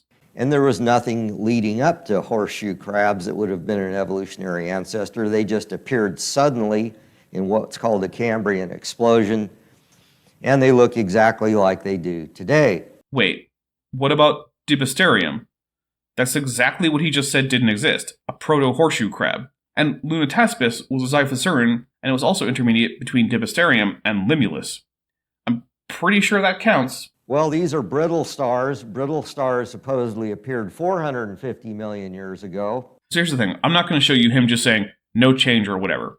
I'm just going to list some transitional echinoderms that show that yes, echinoderms like brittle stars, sea urchins, and crinoids, or sea lilies, have in fact evolved. Oh look, it's Protoctinus, and Tenocystis, and Tenoimbricata, and Rhinocytus. All echinoderms that are bilaterally symmetrical, and we know they're echinoderms because of their echinoderm skeletons and chemistry. That looks like a lot of evolution to me. What's really cool is that scientists or paleontologists have been able to find fossils preserved in amber, and so this is tree sap that trapped insects and things and then hardened. Well, the earliest genus of undisputed scorpion is Paleophonos, which is very much like modern scorpions, but curiously, unlike modern scorpions, all the feet are swept back towards the posterior, almost like we see in aquatic arthropods that swim. And what do you know but spiders, scorpions, and such evolved from aquatic chelicerates like Eurypterids, such as Pterygotus, which even has pedipalps used as claws, as we see in scorpions. And again, even if there were no evidence of morphological change in scorpions, evolution doesn't require a particular amount of morphological change. As for crickets, it does seem that their fossil record is spotty, and I'm not aware of proto-crickets, that is, members of a stem cricket group. That may in part be because generally the members of the order Orthoptera, which includes crickets, katydids, grasshoppers, and a few other less well-known groups, by and large, have been doing well since the Jurassic, having surviving members of basically every major group, from the schizodactylids with their primitive wings to the highly derived Chiroptipidae, which look like leaves. Again, I'm cutting out the bit where he just repeats himself again. Anyways, why do we have fossils anyways all over the earth? Why are there billions of dead, buried things? Oh, it's far more than billions. It's probably more like quadrillions, and that by itself is a problem. There are more fossils on Earth than you could possibly fit as living organisms on Earth during the same year and some change of the flood. The Earth would be covered in a living carpet of algae, cephalopods, insects, etc. The problem for creationists isn't really how to explain the existence of fossils. It's how to explain their absurd abundance under their model. And remember, the Institute for Creation Research says that the flood boundary is well into the Cenozoic. So they also have to account for all those fossils during the flood. At least Answers in Genesis and Creation Ministries International only had to bother with Paleozoic and Mesozoic fossils. In fact, more than 70% of the Earth is covered with sedimentary rock, sandstone, limestone, and shale, which is produced by a flood, a global flood. Begging the question a bit, aren't we? Well, let's start with the limestone and the shale. Shale can form rapidly, which could include a flood, but when it does so, it has to flocculate first. That is, the shale grains have to attach themselves onto other grains or together, so that the effective grain size is high enough for the shale grains to settle out rapidly. This is because shale is made of some of the smallest grains there are, and so all things being equal cannot fall out of the water rapidly, because Brownian motion will be enough to almost completely overcome the force of gravity. The problem is that floccules in shale can be seen under a microscope, and much of the fine-grained shale out there is non-flocculated, which precludes it from being a flood deposit. The problem is even worse for limestone. Limestone has a similar problem with settling out as shale does, but it's even worse. We don't know of any examples of flocculated limestone at all. And as for sandstone, sure, some of it is from floods, but some of it is from intertidal zones where we can see the obvious crossbedding caused by daily tides, or from lakes where varves show that the sediment had to form slowly with time for annual layers to be laid down.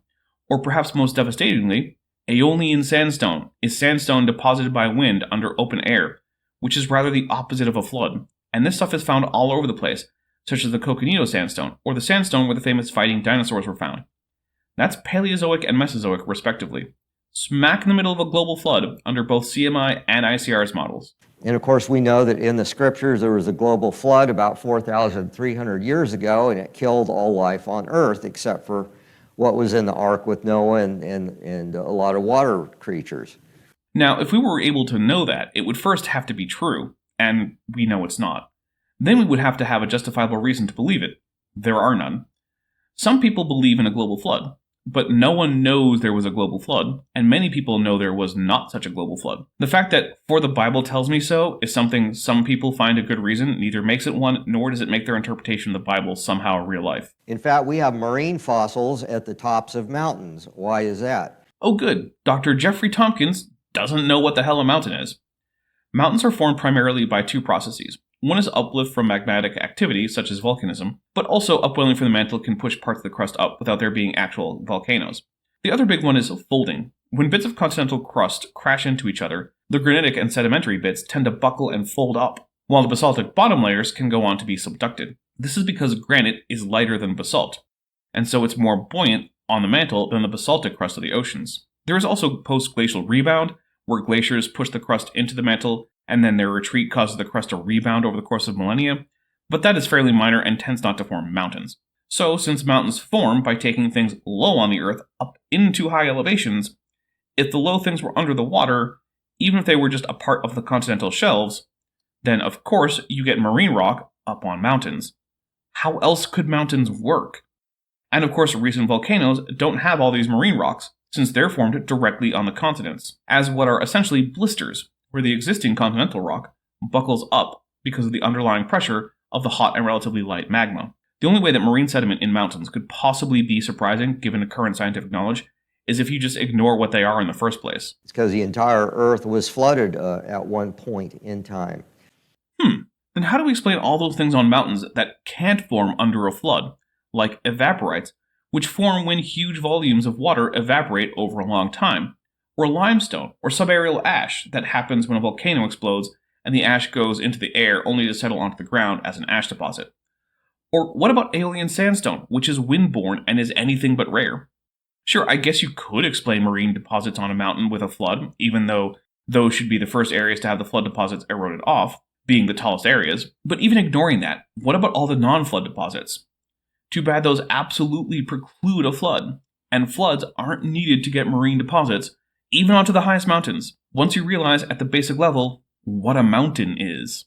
Only cataclysmic processes can account for the many types of the geological features that we see all over the Earth, including all of the billions of dead buried things, or the fossils.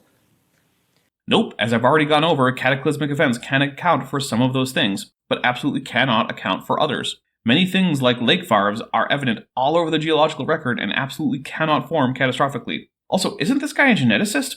Why is he being trotted out to lie about geology? And on top of that, we see lots of organic matter and soft tissues in these fossils, which I'll talk about a little bit later, which indicates that they were not buried millions of years ago, but just a few thousand years ago.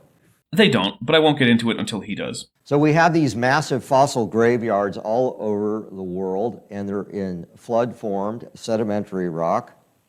Gonna need a citation of that, especially since we know of many fossil graveyards that were certainly not formed that way, such as ashfall beds, which is, a subaerial ashfall, as the name implies. So that's how do you create a fossil? What happens when something dies out in the woods or out in nature? It basically rots and decomposes, right? So to create a fossil, you have to bury something very quickly and then compress it with a lot of pressure, and that's how you form a fossil. No, that's one way to make a fossil, a compressed, permineralized fossil. Now, that's a fairly common kind, but we also get fully 3D fossils where there is no such compression. So that part is optional. Also, we have to ask what it means to be buried quickly. Ultimately, it means before the organism in question rots away and there's nothing to preserve. But how fast is that? Well, it turns out it varies widely. But let's hold on to that for a second. Because otherwise, creatures out in nature would just disappear eventually through decomposition. So let's get back to fast enough now. He's right that you have to be buried before you rot to nothing if you're going to be a fossil. But how fast is that? We know of natural mummies in the deserts of the world, like the mummies of Peru, that are simply mummies because of the desert climate. There are the mummies of various animals of Lake Natron. There are subfossils all over Madagascar, etc. So fossils are forming right now. You see, it takes different amounts of time for a given organism to decompose depending on local environments. If the local environment is very dry, very salty, low in oxygen, or just undergoing rapid deposition, any of these can result in the organism being buried, whether quickly or not on a human timescale, and then a fossil forming. And in fact, fossils show mass mortality, like something really catastrophic happened to them. So this is a marine reptile, a Kykiosaurus, and this is in the Triassic system. And as you can see, these marine reptiles in that one picture were all buried in mass together. They were all buried suddenly as they were swimming around. Well, this is a bit frustrating. With no citation, I can't tell where this find is from, so I can't tell how it formed. It sure looks like it could be some cataclysmic event at first glance, but that's not how science works, by just eyeballing it. But interestingly, Kykiosaurus is itself a transitional form between basal archosauromorphs and later sauropterygians like plesiosaurs. It's from the Zhuangpo Formation in southern China. That formation is primarily made of limestone, so we have a problem already as limestone deposits best under warm, tranquil water, which isn't what I'd associate with a violent global flood. So we don't have a flood deposit, and not only that, it's from a low oxygen area as evidenced by the relative lack of burrows and the dark color of the limestone. Exactly the kind of place where things decay slowly. Turns out, this is a deep water limestone deposit, from just below the photic zone. There are no indications of flooding, such as larger stones dropped by a flood, grading in the bedding, or other indications of high energy deposition.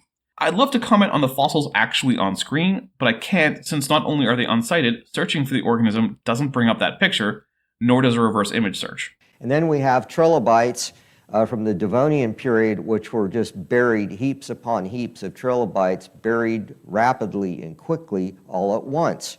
I did manage to find the source on this trilobite picture. Unfortunately, the source is Alamy, a picture licensing website. To ICR's credit, it does seem that they have paid for this picture, rather than just taking it, watermarks and all. Unfortunately, neither the version they use nor the other version on Alamy with the whole slabs says what genus of trilobite this is, where it was found, or even if it's real. Also, somewhat embarrassingly, Alamy spells trilobite with a Y, as if it were some measurement of data, like kilobyte. They look like the lower Devonian Protidian trilobite Homoproteus. Unfortunately, this genus is common all over the place, and so I can't say much about the deposition or even veracity of this fossil slab. It might not even be real. But don't worry, because in an effort to say that all fossils apparently come in big graveyards, even though most of them are just isolated body parts, Tomkins pulled the first image of a lot of trilobites he could find, and doesn't, as near as I can tell, even himself know. So all I can really say is, yeah, maybe some trilobites in the Devonian died in like an underwater landslide or something. I don't know. That's not really evidence for a global flood. And so we see this sort of thing all over the Earth. Yeah, there are fossil beds in lots of places, but there are also lots of things that couldn't be deposited by a flood.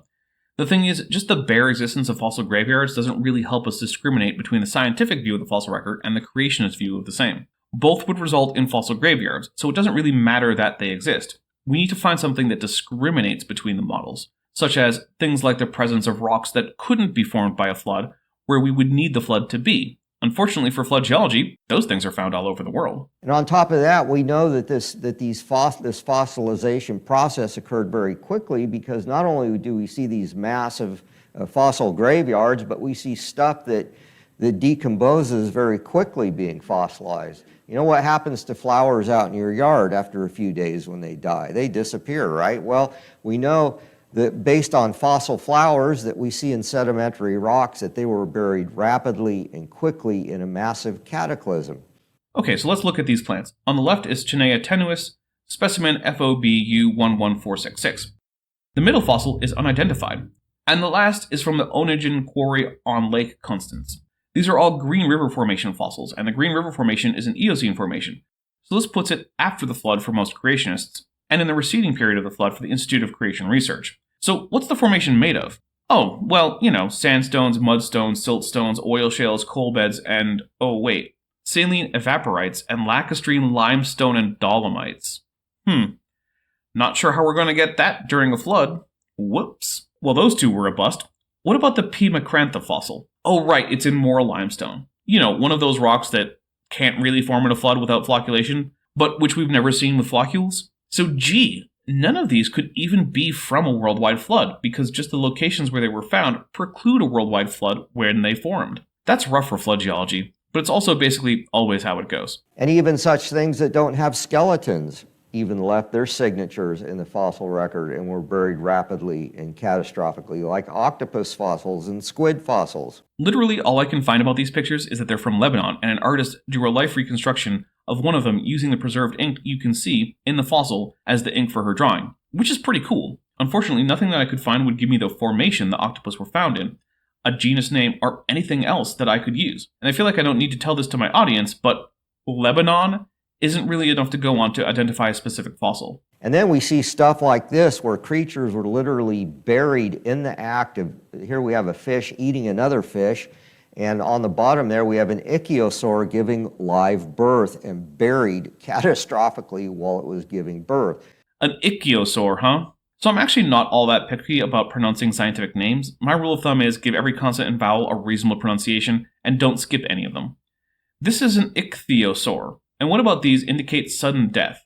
Fish die trying to bite into other fish that are too big for them, and then getting stuck with their dorsal spines. Pregnant animals die, and animals die in childbirth. So I'm not sure why these are frozen moments in time and not just normal causes of death that have always been happening. And in fact, in the case of the ichthyosaur, I happen to know it was buried in fine-grained shale with no mention of flocculation. That's because it's Stenopterygius, an early Jurassic ichthyosaur from the Posidonia Shale in Germany, and that's what that shale is. So it really didn't die in a giant flood. It died in calm waters. So this tells us that Noah's flood is true. It was a violent, cataclysmic process that created these things. Did you notice how he didn't even try to justify that statement? I noticed. This is one of my favorite fossils, and it's kind of hard to tell what's going on there, but there's a schematic kind of showing what's going on, and this is actually from National Geographic. So here's what an artist did to represent what was going on in those fossils I just showed you. Basically, it was a snake was in the nest of a sauropod and eating the eggs and the young baby sauropods, and it was buried in the act. Always fun when the only citation given is just National Geographic, and the links on their own article are so old that they're broken. Really makes it easy to check up on this. Anyway, it is in fact something I managed to trace down and actually found, a real peer-reviewed paper. Shocking that I would go to the primary literature, I know. So this snake is Stanaja indicus, and it's from the Lametta Formation. What's that made up of? Oh, clay, siltstone, and sandstone facies deposited in fluvial and lacustrine conditions, so it's not flood deposits.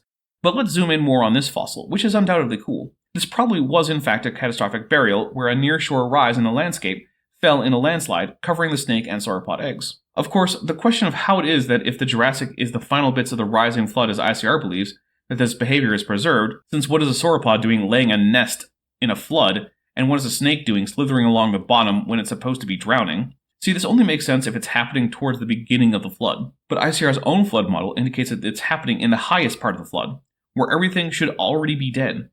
That's because nothing about flood geology makes even a lick of sense. Really, I want you to think about this. ICR here is telling you that when the flood is reaching its highest levels, at the bottom of the flood, a sauropod laid a nest underwater. Those eggs, apparently, had time to develop, at least to the point where they were about ready to hatch. And, again, at the bottom of the worldwide flood, at its deepest point, a snake slithered by, underwater, to eat these underwater eggs laid underwater by a sauropod, only then for sediment to come and cover it, so that it could be preserved, predating on underwater eggs. I don't know if I can explain how completely absurd that entire idea is.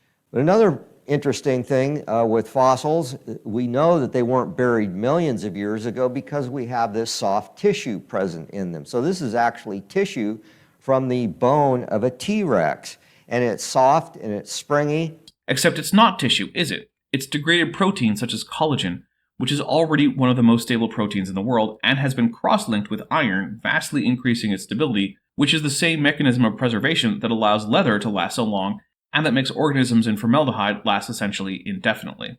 And on top of that, they found blood cells that were intact in these T-Rex bones. And there's actually a blood cell inside a blood vessel. And this is all published in the secular, the secular literature. As a quick hint, that's not the scientific literature. Smithsonian Magazine is cool and all, but it's not peer-reviewed science. Also, despite the label, this is from Dr. Mary Schweitzer 2006, and she is very clear that she cannot say that she has blood cells, but that what she has is consistent with such an identification, but the evidence at the time was lacking. If Tomkins has more evidence indicating it is a blood cell, I sure wish he'd mention it. Now let's get a quick quote from the very article Tomkins is referencing. Quote, Schweitzer's research has been hijacked by young Earth creationists who insist that dinosaur soft tissue couldn't possibly survive millions of years. They claim her discoveries support their belief based on their interpretation of Genesis that the Earth is only a few thousand years old. Of course, it's not unusual for paleontologists to differ with creationists, but when creationists misrepresent Schweitzer's data, she takes it personally. She describes herself as a complete and total Christian. On a shelf in her office is a plaque bearing an Old Testament verse, "For I know the plans I have for you, declares the Lord. Plans to prosper you and not to harm you. Plans to give you hope and a future." End quote. What's this? Dr. Schweitzer is herself a Christian? Oh, and what that quote doesn't tell you is that she was a young Earth creationist herself until she studied paleontology. I wonder what else is in this very article that Tomkins is referencing. Well, a little later on we have this, quote, Young Earth creationists also see Schweitzer's work as revolutionary, but in an entirely different way. They first seized upon Schweitzer's work after she wrote an article for the popular science magazine Earth in 1997 about possible red blood cells in her dinosaur specimens.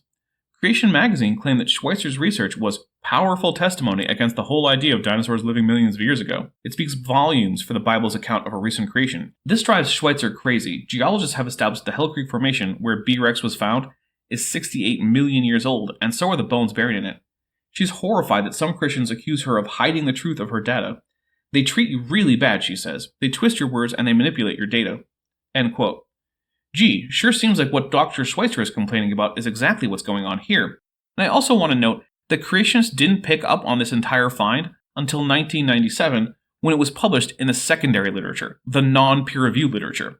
Because of course, creationists don't spend a whole lot of time checking the primary literature, because that would be too much like doing science, and we all know that science has nothing to do with young Earth creationism. Even these bone cells called osteocytes that had those little finger-like projections called filopodia, which are very sensitive, and they were buried, obviously, very quickly and only a few thousand years ago. How is any of that obvious?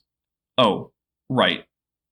It isn't. These are still intact, these osteocyte bone cells. In fact, no, they're not intact. No more than leather is just the same as intact skin. So it's really amazing, all of this tissue that has been found in fossils that should not be there if they were millions of years old. Oh, so we're not going to actually mention any preservation methods or counter-arguments, any of that. Cool, just bald assertions, misrepresentations, and then we move on. Sounds about right for a creationist talk. So let's look at the geological column. Does it really talk about or point to evolution? So yes, in fact, it was one of the first indications of it. You see, faunal succession is a phenomenon in the fossil record that was noticed very early on in the history of paleontology.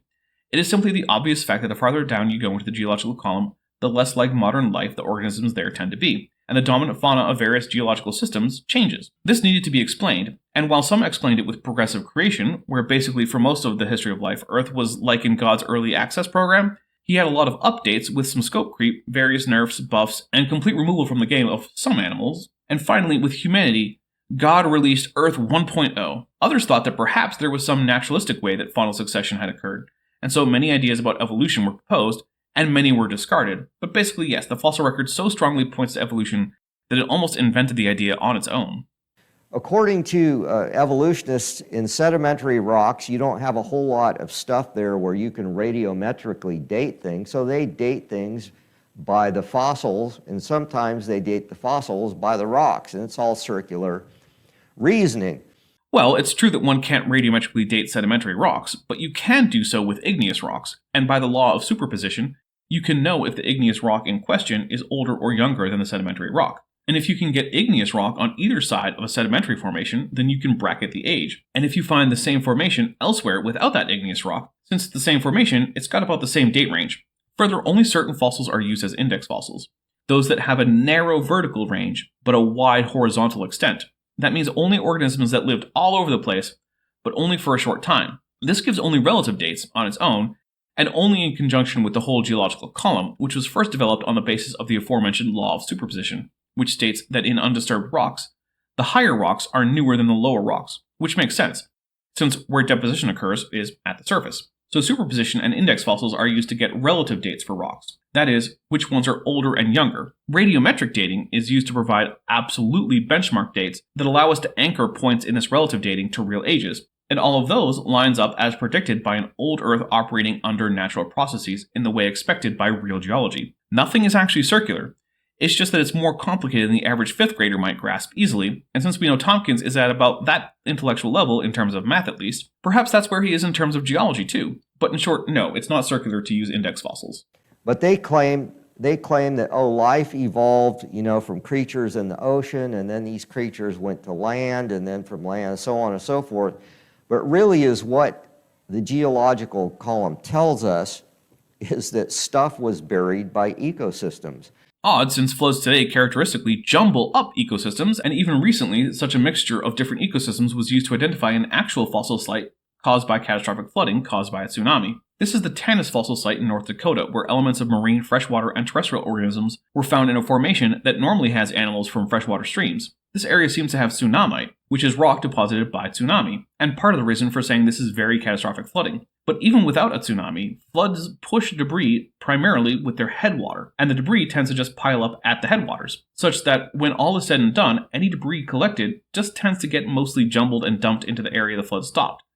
There's no careful ecological zonation. So we know the global flood happened over a year-long period. We can read that in the book of Genesis. That's where we get the claim, not the evidence. Making the claim isn't sufficient to show the claim is true. So what would be buried first in that kind of a progressive flood? Well, marine creatures, right? Didn't he say they were supposed to be safe from the flood somehow? But also no, I'd expect a flood to create a graded deposit sorted not by ecosystem, but by hydrodynamic qualities. So big, heavy things at the bottom, small, light things at the top, which is basically what we see in flood deposits, and what we can see in some actual fossil beds. For example, Summer Rose Weeks, a creationist herself, at least at the time of writing, wrote a paper examining one such find, and discovered that already decayed hadrosaurs had been washed out by a local flood and into a gully where their bones were sorted by size, as that's what floods do. So that's exactly what we see in the fossil record. Okay, but why do we see terrestrial deposits from the Cambrian? There are Aeolian, fluvial, and lacustrine Cambrian deposits too, and we have marine deposits all through the column. There are many marine deposits full of marine life from the very tip of the Cenozoic. How is it the flood didn't bury them until so much later if the first thing it buried was sea life? You see, that's the thing. The idea of ecological zonation sounds nice and all, but it doesn't work on just the most basic level when even a bit of critical thought is applied. And its promoters just have to lie by omission to pretend that all our marine fossils are from the Cambrian through the Ordovician or so. And we see all these marine creatures and all the complex body plans associated with them, and many of these creatures are still alive today, showing up in the Cambrian strata, which would be the first flood strata layer. So I guess the Ediacaran organisms are what? Just put in the pre-flood rocks to fool us into thinking that there was evolution? I mean, it even has things that are members of stem groups to modern groups, like Kimberella, which is probably a stem mollusk. Those guys don't count, I guess. And then we see stuff that would be living more in coastal environments and shallow water showing up in the fossil record. Well, that implies that the Cambrian is mostly deep water fossils, but that's just not true. We do have some deep water Cambrian deposits, but also some shallow water deposits too. There's a reason why we have both deep sea eyeless trilobites and shallow water trilobites with amazing eyes. It's because the Cambrian isn't just deep water. But beyond that, we also have non-fossil bearing terrestrial deposits, but he's just going to ignore those. And then in the uppermost layers, in the Cenozoic layers, then we see stuff like mammals and insects and angiosperm plants and things that you would expect to be living at higher elevations. Yes, but we also see things like whales, sharks, and such. Why didn't the whales get washed in with like the mosasaurs or even Anomalocaris? Do whales live at high elevation? Not last that I checked. So basically, it's an ecological zonation process of burial. It doesn't point to evolution at all. Yeah, all you need to do is ignore the actual fossil record and look at cartoons for kids to explain it at a middle school level. And in fact, Dr. Tim Clary, a geologist here at ICR, used to work for Chevron. Oh, I'm familiar with Clary. This ought to be good. And he has been mapping these mega sequences. So in the oil and gas industry, they wouldn't call something like the Cambrian. They would call it the Salk mega sequence, and then so on and so forth. That's weird, because the people I know in the oil industry, and I do know professional petroleum geologists, use the standard names and don't use the names of cratonic sequences, which is what these are really called in science. But anyways, they correspond to sequences in the geological column, and he has literally mapped out the global flood over North America, South America, Europe, Africa, and now he's working through Asia. He's not, though. He's going and noticing places with widespread deposition that can be correlated, which is to say, he's just redoing the science that led humans to discover things like Pangaea, Gondwana, Laurasia, etc. It's not remarkable, it's not new, and it's not making any impact whatsoever on science. And he has shown in his research that the marine creatures were buried first, and then creatures from coastal lowlands, and then creatures at higher elevations. And it makes perfect sense. It's just common sense. Except it just isn't true. Too bad that. And he has not only shown that, but he's shown that these deposits cover entire continents. So these aren't little local catastrophes. This is a global catastrophe with these layers covering entire regions of continents and also corresponding to each other between continents. All he's done is notice where large depositional environments are. All he's identifying are large inland deserts and sea transgressions. These are not rock sequences dominated by high-energy depositional environments consistent with a flood. In fact, not all of them are even made of waterborne sediment. I'm glad Clary has nice maps, but they just don't show what he wants and needs them to show.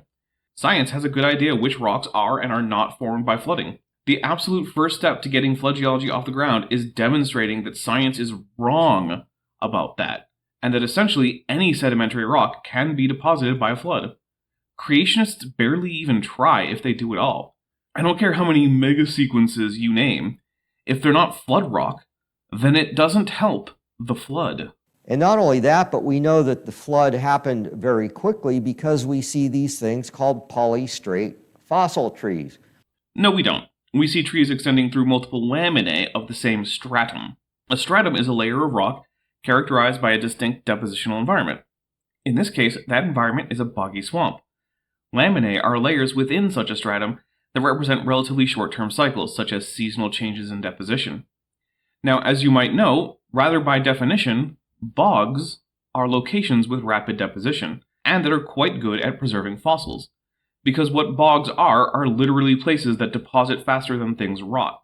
So, when a creationist tells you that that's such a rare thing, just point out that bogs exist all over the world. Well, how do we know that these trees aren't polystrate? Because the depositional environment stays the same throughout their vertical extent. And we can tell it also wasn't just one big flood, because within these formations we have multiple soil horizons. That is, where there was a pause in deposition long enough for soil to form complete with roots and animal burrows. And these happen multiple times in these areas, meaning that the trunks are staying in place over decades or possibly even centuries. Soil horizons take time. After some inundation of a swampy area, it can take years to build up new soil. You certainly don't get soil horizons in flood deposits, nor do you get animal burrows in the middle of them. Only at the top of flood deposits can things like animal burrows exist, and that's because the burrows were made after the flood stopped. What normally happens when a tree dies out in the wilderness? Doesn't matter, because these trees aren't the trees we have available to observe now. These are lycopod trees, from a time when lignin-eating bacteria didn't exist. So we don't know if they were structurally very sturdy, but the fact that one of the main structural molecules in their tissues wasn't being decomposed at all indicates, to me at least, that they could potentially stay up for years, if not decades, and trees even today are already some of the slowest decaying organisms out there, and often leave stumps that last years. After about 20, 30 years or so, it rots and decomposes, right? Well, why do you have these fossil trees extending up through millions and millions of years of layers, assuming they're millions of years? Which they're not, and no one thinks they are. Why are they extending through all these rock layers that evolutionists would claim formed over millions upon millions of years? No one is claiming that. Bogs deposit material relatively rapidly, and that's what we're seeing here. The real question is, why are there soil horizons in flood deposits? Like a tree is really going to sit there and wait for millions of years to get buried by successive layers. If I only had a brain. Ah yes, the wonderful creationist straw man. Well, when you look at this, it's obvious it was done in a flood, very rapidly, quickly, and catastrophically. And you see these polystrate fossil trees all over the earth. We're in an area here where it's actually hard to differentiate between a slow flood and just everyday life. We know that because there are multiple soil horizons, at least sometimes these areas would be inundated by what might be reasonably termed a flood, although they couldn't have been super high energy because they generally did not displace the in situ fossils below them, and we know that they had to be spaced out by at least a few years because otherwise we wouldn't have time to establish new soils. It's hard to see how that is consistent with a violent global flood that had enough energy to deposit essentially all the sedimentary rock on Earth in the space of just over a year. And in fact, here's one that not only goes up through a number of sedimentary layers, but also starts out in a coal layer. I would love to take a look at that evidence, but unfortunately the only place I can find that picture is on creationist websites that give neither a location, a specimen number, or a reference to primary literature on it. So as far as I can tell, the only reason to believe that there's coal there is because Tomkins, the guy who can't add numbers, says so, and so do creationist websites. You'll have to forgive me if that's insufficient for me, given the myriad times creationists have been known to be, shall we say, creative with the data in their studies, and they're also known to have only a loose relationship to things like honesty and fact-checking. And on top of that, why do we see rock layers that are folded all over the Earth and not fractured? Generally, they are fractured, and in fact, creationists have been caught literally hiding the fractures they want to pretend aren't there by just sticking people in front of them, as if that would make them disappear from the United States Geological Survey photos of the same formations. But further, rocks under high confinement pressure and high temperature, like what you'd find underground, can and do plastically deform into smooth curves with relatively few fractures. This has been experimentally verified for about a century now. There's no excuse for this. This is the kind of science that creationists pretend to like: verifiable, observable, repeatable laboratory science. Sorry, Jeff. Well, how can you fold rock if it's lithified and if it's hard? You can't. You really can, though. Experiments on rock plasticity go back at least as far as 1910. So for over a century, we have known that under some conditions, normally brittle rock can indeed bend, and this isn't a matter of what Ken Ham might call historical science. This is laboratory work. Humans have caused rocks to bend by simulating the heat and pressure found under the surface of the Earth. This is so well established that I think it's reasonable to simply directly quote Wikipedia on this. Quote, "Experiments are usually carried out with the intention of characterizing the mechanical behavior of rocks in terms of rock strength. The strength is the limit of the elastic behavior and delineates the regions where plasticity theory is applicable. Laboratory tests for characterizing rock plasticity fall into 4 overlapping categories: confining pressure tests, pore pressure or effective stress tests, temperature-dependent tests, and strain rate-dependent tests. Plastic behavior has been observed in rocks using all of these techniques since the early 1900s. The Boudinage experiment shows that localized plasticity is observed in certain rock specimens that have failed in shear. Other examples of rock displaying plasticity can be seen in the work of Cheatham and Nurk. Tests using compression and tension show necking of rock specimens, while tests using wedge penetration show lip formation. These tests carried out by Robertson show plasticity occurring at high confining pressures. Similar results are observable in the experimental work carried out by Handon and Hager and Patterson and Mogi. From these results, it appears that the transition from elastic to plastic behavior may also indicate the transition from softening to hardening. More evidence is presented by Robinson and Schwartz. It is observed that the higher the confining pressure, the greater the ductility observed. However, the strain to rupture remains roughly the same at around 1. The effect of temperature on rock plasticity has been explored by several teams of researchers. It is observed that the peak stress decreases with temperature. Extension tests with confining pressure greater than compressive stress show that the intermediate principal stress, as well as the strain rate, has an effect on the strength. The experiments on the effect of strain rate by Cernighetti and Boozer show that increasing the strain rate makes rock stronger, but also makes it appear more brittle. Thus, dynamic loading may actually cause the strength of rock to increase substantially. Increase in the temperature appears to increase the rate effect in the plastic behavior of rocks. After these early explorations in the plastic behavior of rocks, a significant amount of research has been carried out on the subject, primarily by the petroleum industry. From the accumulated evidence, it is clear that rock does exhibit remarkable plasticity under certain conditions, and the application of a plasticity theory to rock is appropriate." End quote. How do you fold rock? Well, it has to be soft, right? It's false. No way. Not this time. No. Anything has to be soft for you to fold it. No. And so we see these rock layers folded all over the earth, and we know from the scriptures that it says that at the end of the flood, God caused mountain ranges to uplift on the continents, which would fold all these soft sedimentary layers. And we see this all over the world. I mean, it's amazing. There's a human being for scale there. I like that still, after all this, at no point is there even an attempt to reference a creationist working on the problem of non-flood deposits in the flood. How do you add a flood to mimic evaporation, wind, and seasonal lake deposition all at the same time? Oh, don't worry about it. Look, here are some already well explained by science geological formations that could maybe have been caused by a flood, but weren't when you examine them closely. Yeah, that's a pretty good argument for creationism. Also, we don't see any erosion between rock layers. They're laid down quite nicely, one on top of another. Well, first, the flatness is in itself evidence of erosion, since, as you might know, erosion often tends to flatten things. That's sort of the point. Also, there's this thing called Surprise Canyon, which you'd think creationists would know all about given how much they evidently love canyons, except it's not really a canyon today. It's a paleo canyon, complete with tributaries and its own layers it's cut through. In fact, part of it intersects with the modern Grand Canyon. What is a canyon if not evidence of erosion? So when a creationist like Tomkins says that there's no evidence of erosion between layers, he's just lying to you. What's really interesting is that in 1980, Mount St. Helens erupted, and we were able to look at some geological processes in real time and see how things were actually created. This was actually a canyon over 100 feet deep that was carved out of sediments that were ash and sediments that were blown out of Mount St. Helens. Basically, Spirit Lake was breached, and a bunch of water came down, and these sediments were still soft. They'd been spewed out from the mountain not long before that, and a canyon was carved out that looks like a miniature Grand Canyon. There's another picture. Look, you can see all the different layers in there. Well, we know they didn't take millions of years to form. This canyon was formed in a matter of hours. And so it's like a miniature Grand Canyon. Except it's not like the Grand Canyon in important ways. For one, the reason no one at all thinks these layers were deposited over millions of years is that they're tough. That is, rock made of volcanic ash. Or at least they will be tough when they actually firmly become rock. And no one thinks that tough takes millions of years to be deposited.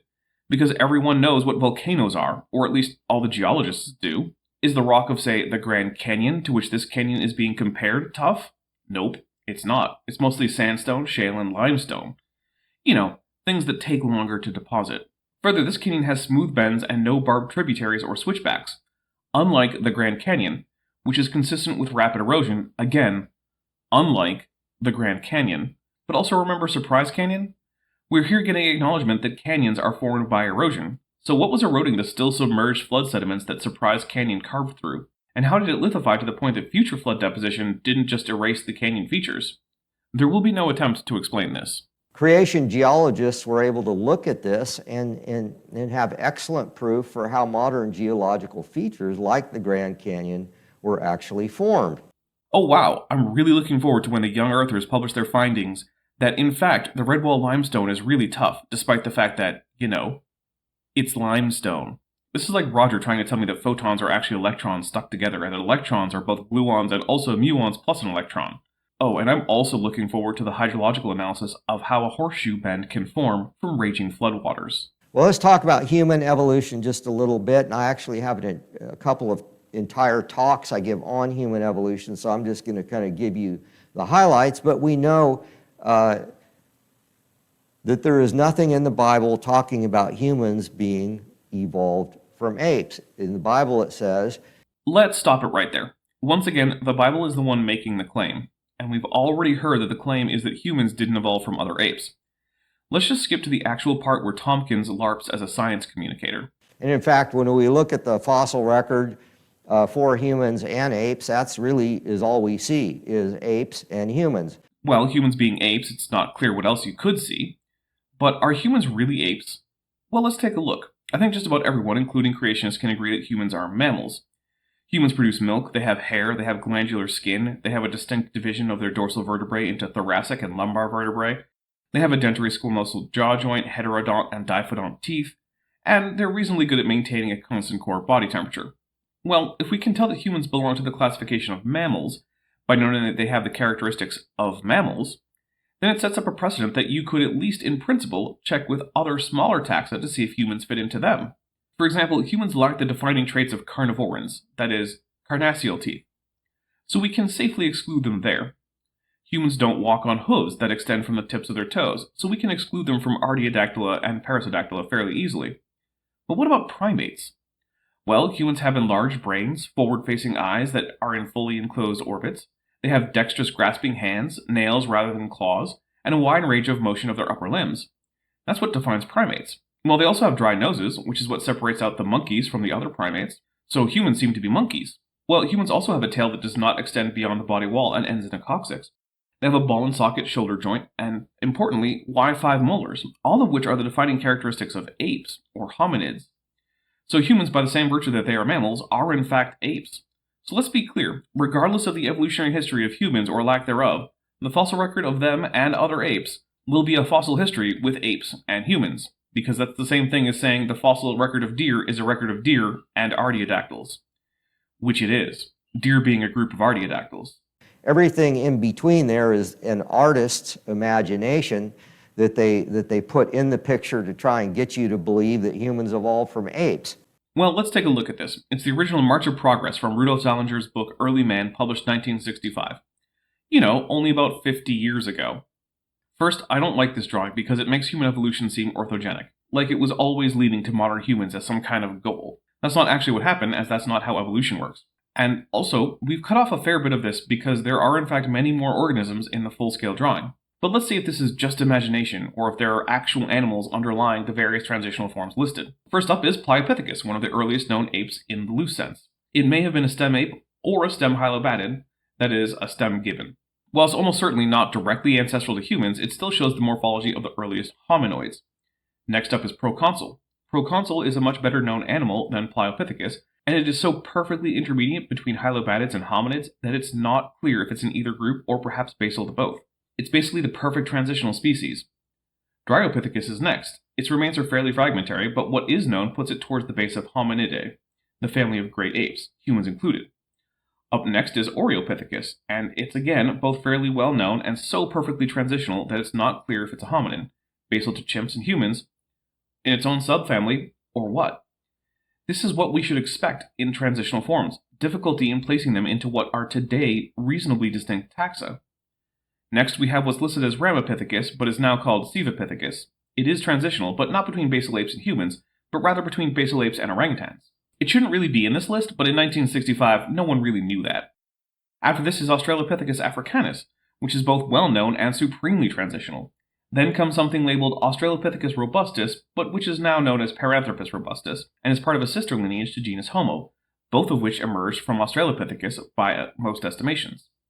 Next we get to Homo erectus, which is too bad as it skips over Homo habilis, but oh well, it was the 60s and they didn't know as much as we do now. Homo erectus is a hominin that managed to colonize essentially all of the Old World and is found in Europe, Africa, Asia, and even Polynesia.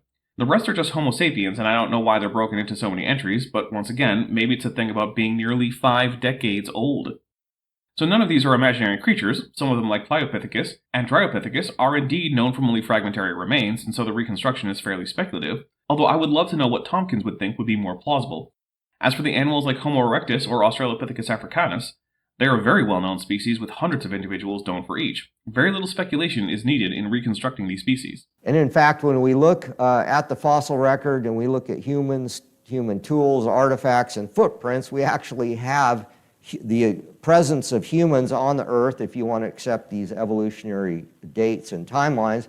We actually have humans on the Earth before this group of fossils called Australopithecines, which were basically supposedly the first hominids evolving from apes. Interesting, because the earliest material that can be attributed to genus Homo is at most 2.8 million years old. Lucy on Australopithecus afarensis is 3.2 million years old. There is a known 3.8 million year old specimen of the same genus known. So it seems like this is just a lie. Australopithecus seems to be about 1 million years older than Homo. Weird how a creationist would just lie about what science says in an effort to discredit it, isn't it? But actually, Australopithecines were nothing more than chimp-like creatures. Chimp-like creatures with canines that were reduced, but not as reduced in humans, had a jaw shape that's intermediate between that of chimps and humans, had prognathism intermediate between chimps and humans, and walked upright. Kind of the perfect early hominin intermediate, really. Like, if you had to invent an intermediary between a Miocene ape and a human, it's hard to think of something more perfect than Australopithecus afarensis. But we actually have humans existing before they did, based on this archaeological and paleontological evidence. Notice how the evidence given is a graph with no citation. You know what that is? It's nothing. The evidence given is nothing. The fact of the matter is, humans have always been humans, and there's just a lot of variation within humans. See how we haven't been given any kind of definition we could use to tell when something is a human versus when it's just a non-human ape? Convenient how with no definition they can just dump whichever taxa they want into the human category and then just arbitrarily declare that other hominins are just apes and not human at all. With no definition, you can just do what you want. Who can say you're wrong? Although just as importantly, no one can say you're right, and with no actual definitions, your statements literally mean nothing, but who cares? They're not for being accurate or meaningful. Creationist statements about which animals are or are not human are about making the duped believers feel good and like their beliefs about human origins aren't absurd and already falsified. But what about these so-called archaic traits the evolutionists claim existed in things like Neanderthals and so forth? Well, it turns out those traits are still with us today, such as a pronounced brow ridge or a sloping forehead. Brow ridges do indeed vary widely in humans, but you'll notice that this man doesn't actually have a sloping forehead like a Homo erectus or a Neanderthal, and clearly has a high forehead, as is unique to Homo sapiens. His skull couldn't be mistaken for any other described species of hominin besides H. sapiens. So there's a dentist in South Africa who actually is a Christian and takes pictures of his patients that have these features, and look at this guy's brow ridge. I can assure you he is alive and well today. And just because, say, Homo erectus or Neanderthals had large brow ridges, big deal, they're still with us today. Brow ridges, yes, but there are also characteristics that set Homo sapiens apart, like the chin, the high forehead, and the globular-shaped brain case. Also, there are things that set Neanderthal apart, like the larger brain volume, the more elongated brain case, and the occipital bone at the back of the skull. And of course, not being H. sapiens, they don't have chins. Here's a bunch of athletes from Eastern Europe, and you look at them and they have huge brow ridges and sloping foreheads, and I can assure you they're alive and well and with us today. Nope, not a sloping forehead among them. I love that Tomkins will just lie about what's on screen.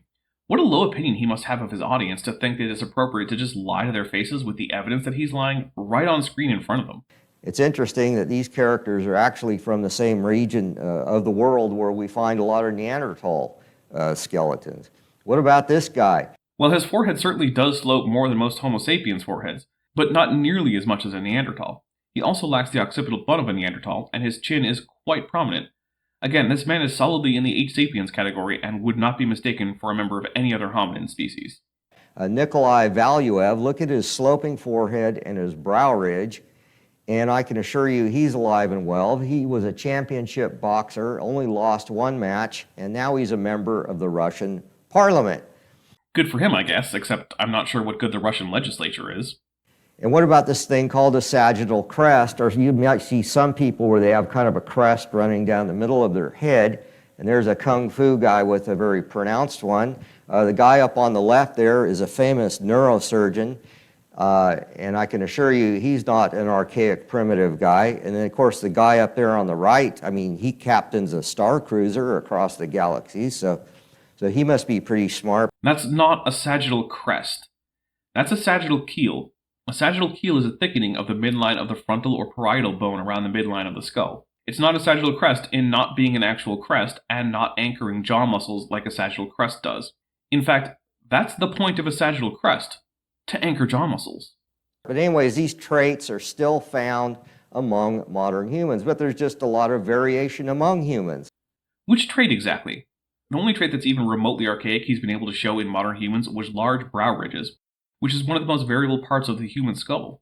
Everything else he's shown was in every way positively indicative of an identification of Homo sapiens over and against any other identification, with the one exception of the sagittal keel, which is common in much of Homo, but again, varies a lot.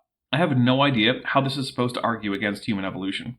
So where do we get all these people groups anyways around the world? Well, if we go to the scriptures, we find out exactly what happened. Because at the Tower of Babel, after the flood, humans decided they would basically form. After this, he points out that humans aren't all the same. I have no idea why he thinks that's important. Well, what would happen if you confused the languages of a bunch of people? Well, you could only get so-and-so breeding with so-and-so, and you would get a bunch of genetic bottlenecks and all this diversity happening. Blah, blah, blah. Humans formed a tower to heaven and God didn't like it, so he confused their languages and scattered them over the earth. Problem with that is that the epicenter for human genetic diversity isn't the Middle East, it's East Africa. And all non-African human diversity fits within a subset of African diversity. So humans definitively started out in Africa. That's exactly what we see. Okay, if you have kids watching, maybe send them out of the room. And feel free to pause this video to get that done. Okay, kids out of the room? Good. Look, humans are extremely horny creatures who will screw attractive conspecifics pretty darn readily, common language or not. Tomkins can import his prudish romanticized version of human sexuality into this if he wants to, but it's simply not true that confusing languages would prevent interbreeding among humans. Tomkins must be extremely sexually repressed if he thinks that that's how that works. Okay, it's safe to bring the kids back in now. Anyway, the pattern of genetic bottlenecks doesn't match the prediction from Babel, but does match an African origin for Homo sapiens. So anyways, there's a lot of data out there, but when we try and match it up with an assumption of naturalism or evolution and billions of years, it just doesn't fit. Weird then how I'm the one with the actual primary sources in my description backing up what I'm saying, but Tomkins just puts up graphs with no authorships, cites 5 decades old books for laypeople, and gets even that wrong, and will also just blatantly lie. Whose idea does it really seem like is in defiance of the data? But when we take this data that we see out there, and it doesn't matter whether it's from biology or the fossil record or from living creatures or whatever, when we take that data and match it up with the Bible, it fits perfectly. In fact, it fits perfectly with biblical history and the things that happened that we are told in the book of Genesis. Weird how he shared literally none of these data with us then. So think about it like this. These are the 7 C's of history. So first we have the creation. Don't care. I'm here for science or attempts at it, not biblical interpretations, no matter how alliterated. But the problem is we've got all these scientists basically beating all these theologians over the head with evolution, and we have them caving into it. In other words, we have people with actual evidence about the history of the earth just kind of pointing out that that's what they've got. And we have theologians who would like to take St. Turtle of Hippo's advice and not pretend that things about the natural world that are obviously true are actually false, and attributing this belief to the Bible. Instead, they're taking on board and adapting to the obvious and undeniable reality of the world around them. Good for them. And so that's why you have all this mixing of evolutionary ideas going on at all these seminaries and Bible colleges. Yep, making your religion compatible with the much more well-evidenced claims of science is a great way to make your religion possibly true, instead of having no chance. The Christianity of young earth creationists is absolutely precluded by the physical world around us. As a result, most Christians would rather not be young earth creationists. The fact of the matter is that deep time, evolutionary deep time, is like this magic rug that evolutionists use to sweep all their problems under. In other words, no fossil transitions. Well, you know, except for these.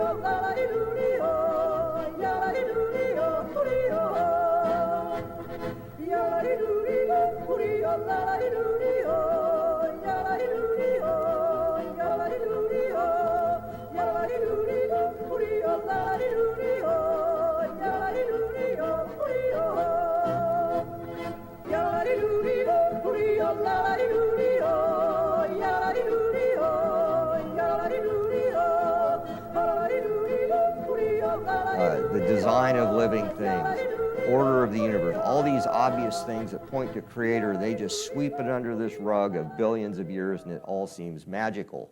Actually, it seems quite non-magical, because that's rather the point of methodological naturalism, to exclude magic, so that your conclusions are not magical, but rather natural. It's the creationists who would like to skip past even attempting a natural cause for these phenomena and go straight to magic. Tomkins should open up a movie theater because he's an expert at projection. And in fact, George Wald, a Nobel laureate in the physics and chemistry of life, said this: time is in fact the hero of the plot. Given so much time, the impossible becomes possible, and the possible probable, and the probable virtually certain. One has only to wait. Time itself performs miracles. And this is from an evolutionist. Okay, some guy said a thing and it was reported on in a scoffing manner. Not sure what the takeaway is supposed to be. So evolution is basically a religious belief system. Well, it's not faith-based. It has no coherent community, no rituals, no supernatural beliefs, no moral framework, and no leadership. I've yet to ever hear a definition of religion that would make science a religion. Because remember, he's just complaining about all of science here. It has to be accepted by faith. Only if you ignore all the evidence. You know, the evidence that is the reason we call things like the Big Bang, star formation, nucleosynthesis, and evolution science. It's the thing creationists lack. That is the reason we call what they believe pseudoscience when we're being nice, and when we're being not nice. And in fact, this character, John Dunphy, even admitted that in this article, A Religion for a New Age, in the Humanist magazine. And he said, I am convinced that the battleground for humankind's future must be waged and won in the public classroom by teachers who correctly perceive their role as the proselytizers of a new faith, meaning evolution. Never heard of him. I can't imagine why I should care what he said, but also since, he was writing for The Humanist, I think the religion he was thinking of was humanism, which has things like a community, a moral framework, and some level of leadership, giving it at least some of the characteristics of religion, unlike science as such. But when we look at things logically, we look at the data logically, it's very easy to know that the Bible is true in all of these things. So, funny then how this version of biblical history is precluded by all that data. After this is a commercial for some books. We're not going to that. We're cutting to the Q&A session. Okay, so the question is soft dinosaur tissue and theories that the evolutionists come up with for preservation of those tissues over long periods of time, including a theory about iron and how it would potentially preserve those tissues. So can you speak to that, Dr. Tomkins? yeah, a lot. We find these preserved tissues and biochemicals in not only material from the Cretaceous, where dinosaurs were found, in the Jurassic, but we also find evidence of biomolecules going all the way into the Cambrian layers too, as well. Notice that he's not addressing the question, which wasn't about where or from when these are found, but about whether proposed mechanisms for preservation, such as iron cross-linking, are viable.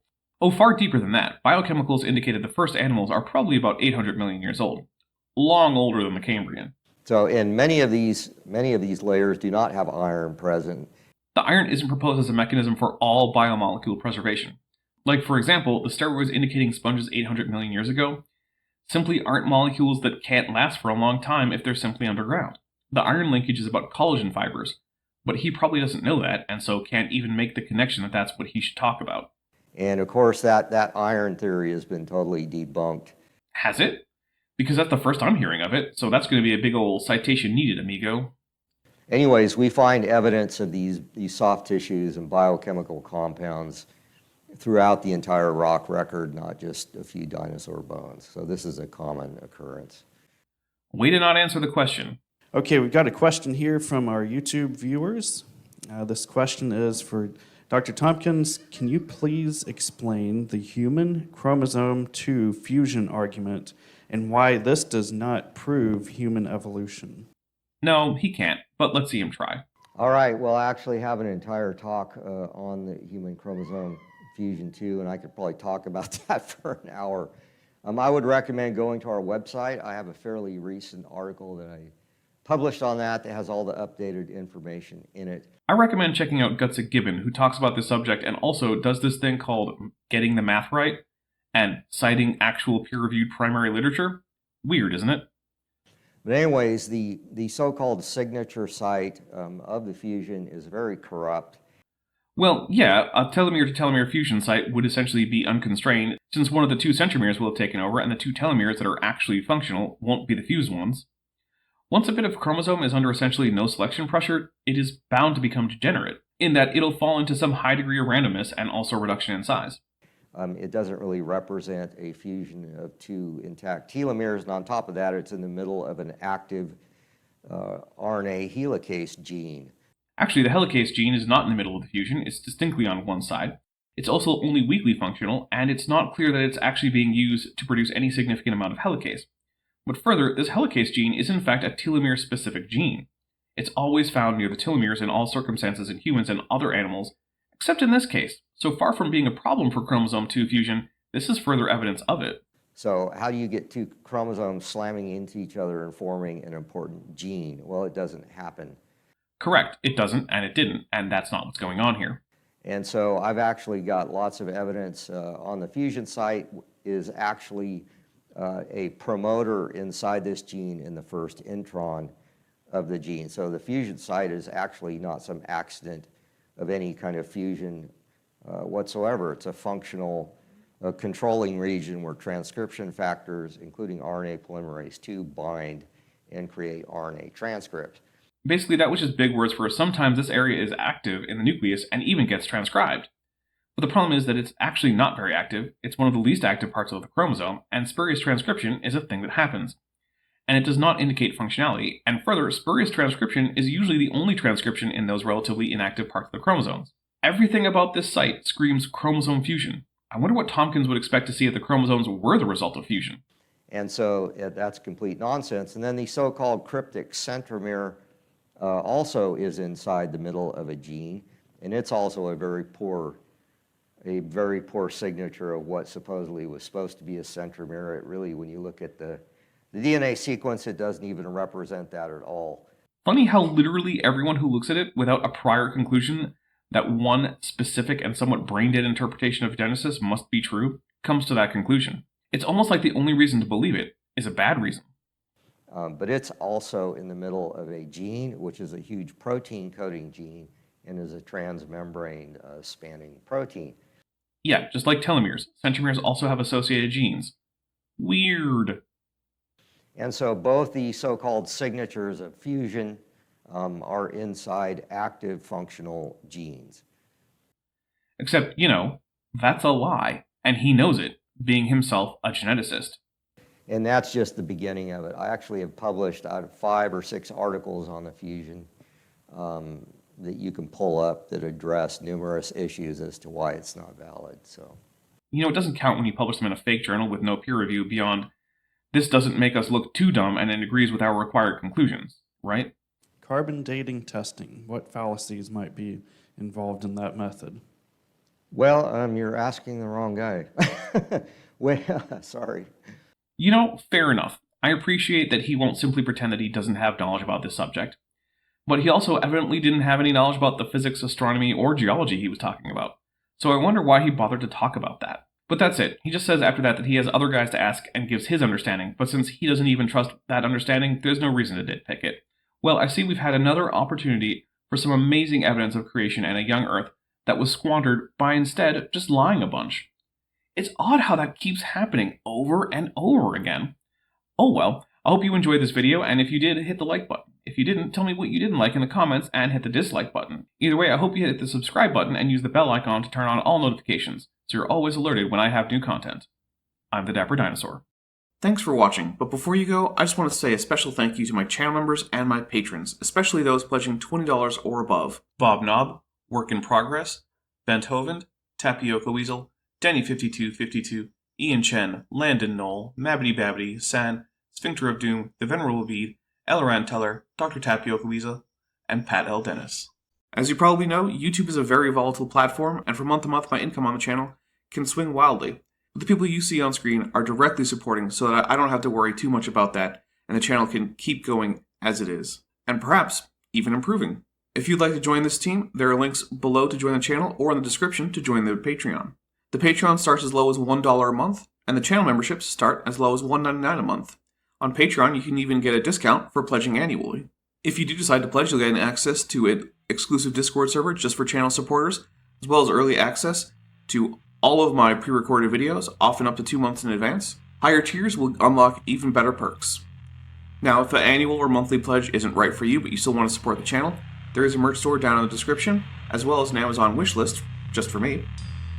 And if financial support isn't something you can or want to do, then if you still want to help out the channel, please just like and share these videos and make sure you comment on them. It really helps the channel out. Thanks again for watching.